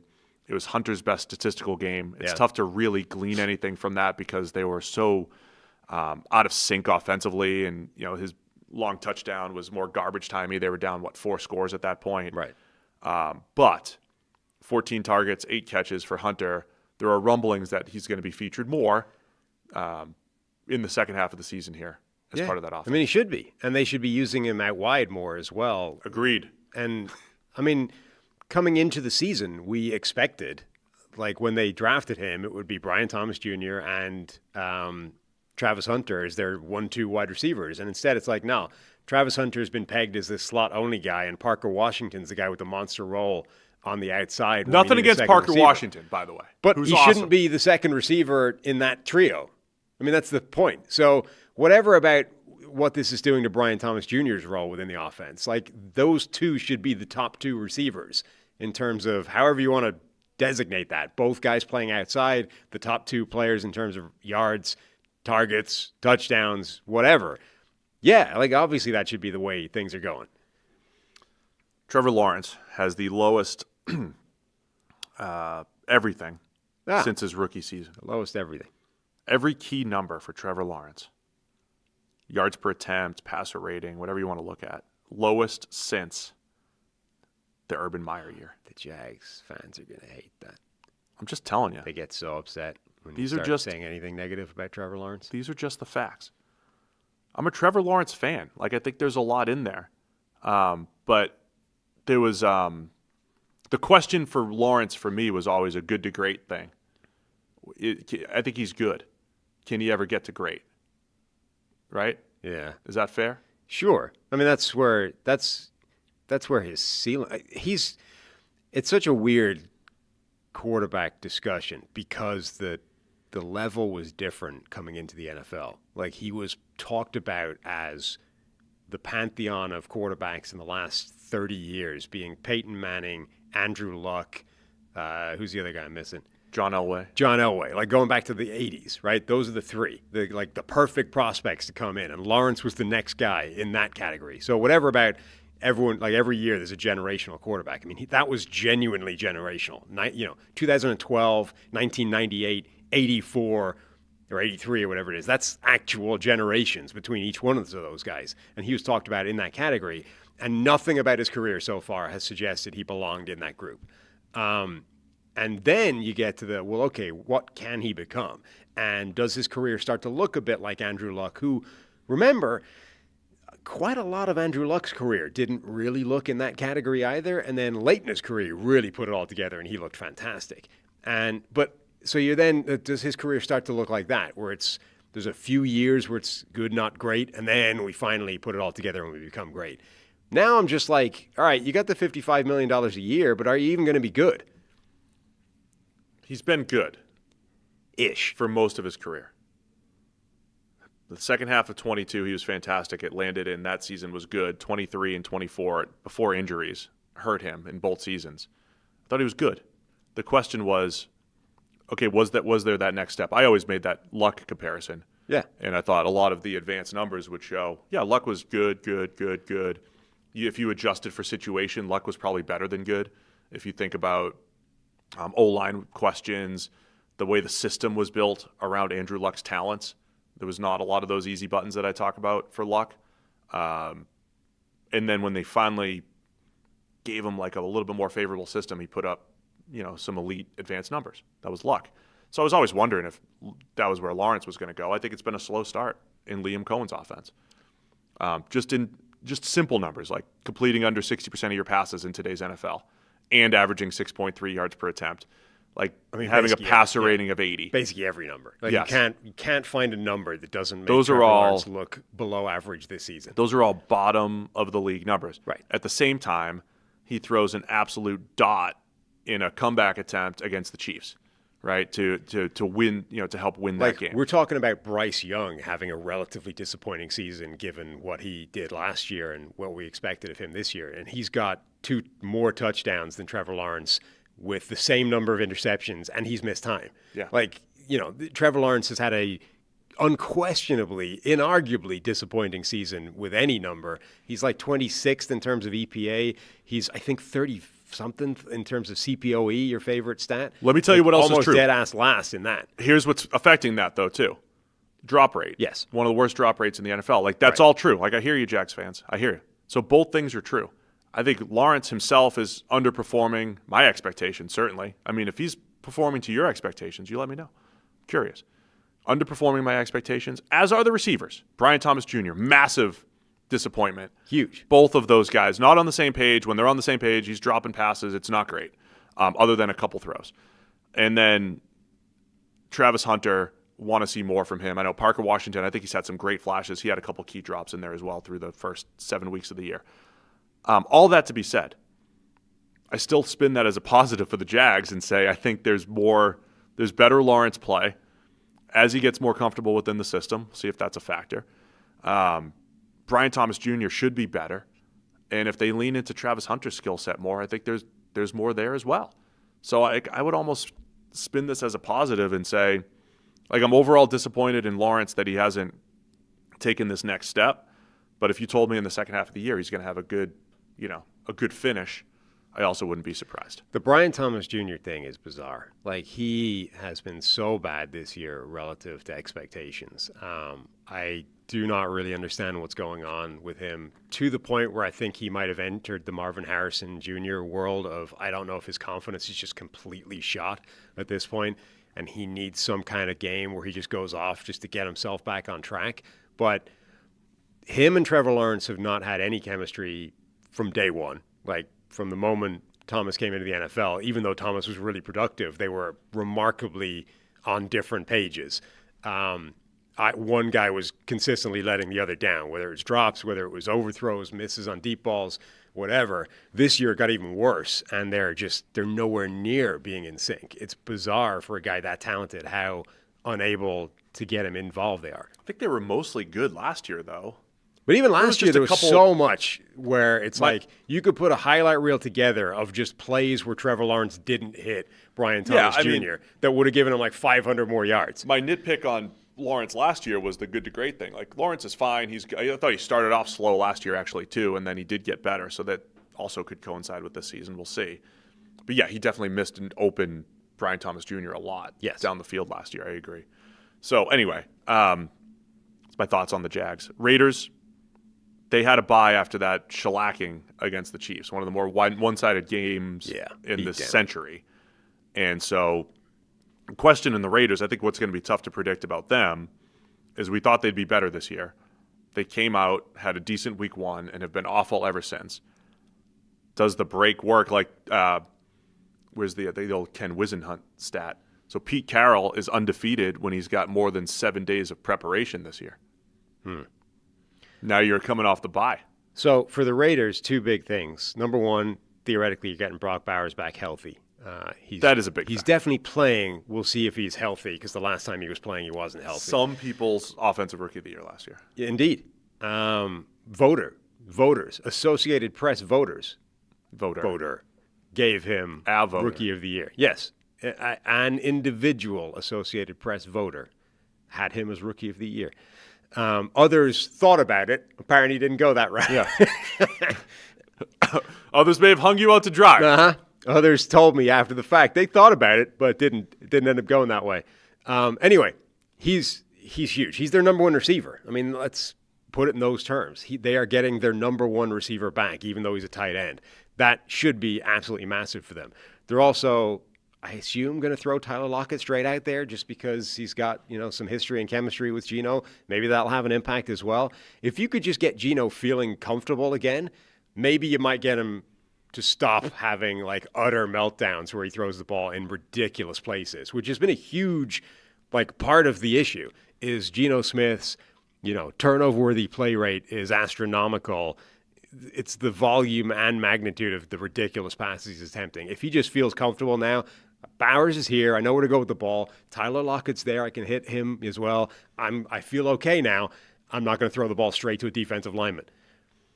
I mean, Geno Smith hasn't played well at all. Terrible. I'm just saying. But when he's made a bad decision, it's been caught by the defense. Yes. Every time. There's no, man, Geno got away with that one this time, right? All the times we say this quarterback, got away with this throw, got away with that throw. Every time Geno makes the bad throw, it gets caught, and it's a back-breaking turnover. In addition to, man, he's just not playing that well. Yeah. The bye I thought was interesting because you've got Chip Kelly. What a fascinating career. We're going to wrap it up now, but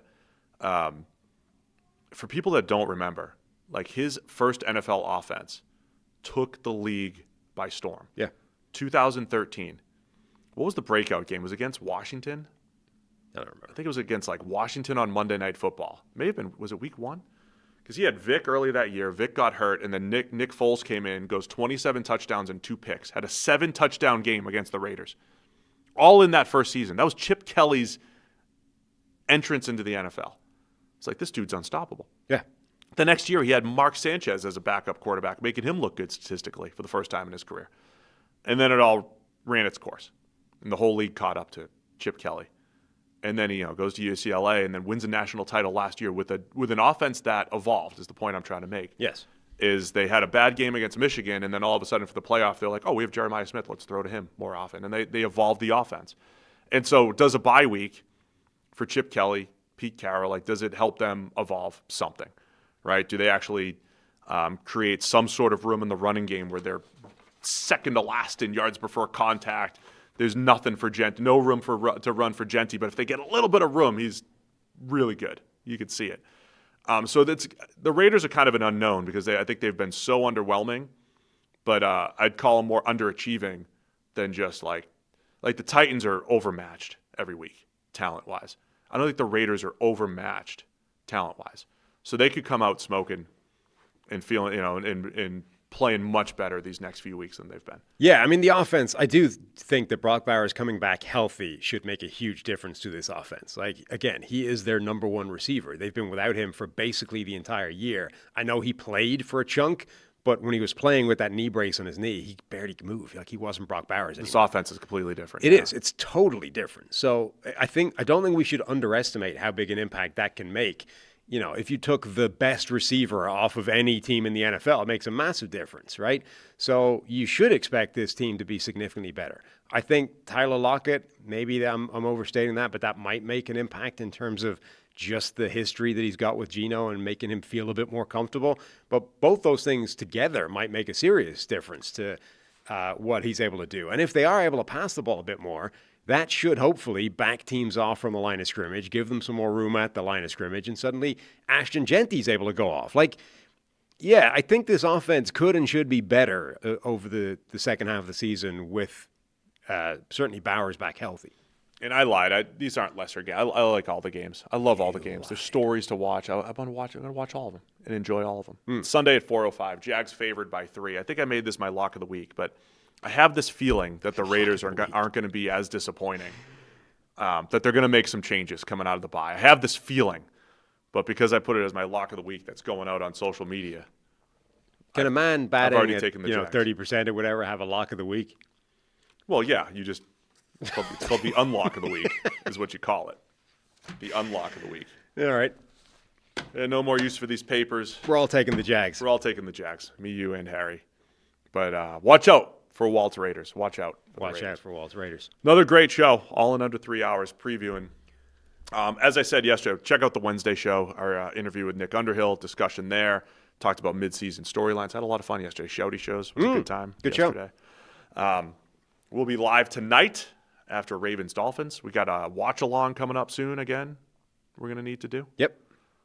So if you're not a member, check out the membership options. At least click join. See the options. Yep. Superfan, check insider. Get your name on the wall if you're an insider. Go check it all out. We got somebody texting us the other day. On the text line. On the text line. Insider hotline. Text line. I love it. It is freezing in this studio. It's getting cold. It's getting cold here in the studio. It's almost like the former prison wasn't built for comfort. The natural pessimist in you is like, hey, it's going to get cold in the winter and this isn't going to get any better. You think at some point the optimist in me is that the heat will get cranked up somewhere along the building, and being up here on the 7th floor, we will receive some level of heat throughout the winter, and it won't be freezing. I guess because we don't have the climate control within our studio here. Right. But we're at the mercy of the floor. You were in this room when it was just a concrete shell. Like, you've seen the level of insulation that goes into this building. Yes. Like, they ripped it out, like all of it. They ripped out all the building. It's just a concrete shell. And then they basically painted the concrete shell and then turned it over to us. And you're like, yeah, sure, it'll be warm. So we're going to need space heaters. Or layers. Lots of layers. Well, if we're sitting here in parkas I'm in one long sleeve, whatever these things are called, like a Henley t-shirt thing, and that's not enough. I need like a hoodie or something because it's cold. Yeah. And this is only in the 40s outside. It's in the 40s. When it gets to the 20s. Maybe the 50s by now. It's freezing in here. When it gets to the 20s, it's going to be cold as balls in here. Gloves. We'll be wearing gloves. You're going to see, our breath across the mic on the camera. It's going to be great. Like when we're previewing a playoff game at Lambeau this weekend, we're going to be like, hey, we're living it right now. It's going to be like this. It's going to be 19 degrees this weekend, just like it is in here. I can't complete a pass like this. They're not going to have any shot. Can't even type on my computer here. Yeah. My typewriter. I can't even type on my typewriter. When the rowing machine arrives, we might actually have to, hammer out 500 meters between just to keep warm. Yeah, do some reps when I'm on the solo cam. We'll switch off. Right. Good times. As soon as the solo cam, the solo cam switching to one of us is the signal for the other guy to go and hammer out 100 meters on the rowing machine and get back. Watch along is us on the couch with like heated blankets and No, the couch is the one place. Maybe we actually have to just that's pivot the entire show to the couch because the couch has some sort of magic heat warming We properties. should do a couple shows from the couch. The artificial material of the couch is so heat absorbing, reflective that you stay warm. Yeah. So maybe that's what we'll have to do is once we get into the depths of winter, we'll have to abandon the desk, go over to the couch. The warming couch. And just sit there and warm. A wood pellet stove? Those things are great. Oh, that would be good, actually. Wood stoves are awesome. Yeah, we can make this nice in here. We should do that. I don't think maybe. we'd be allowed to do that in here, but those are awesome. Almost certainly not. 72 degrees wherever Goat's Groat is. Yeah, it's not 72 in here. Nope, not at all. All right. That's it for us today. Appreciate everybody for being here. We'll see you tonight for the watch along, and then we'll see you Monday morning with our Week 9 NFL review.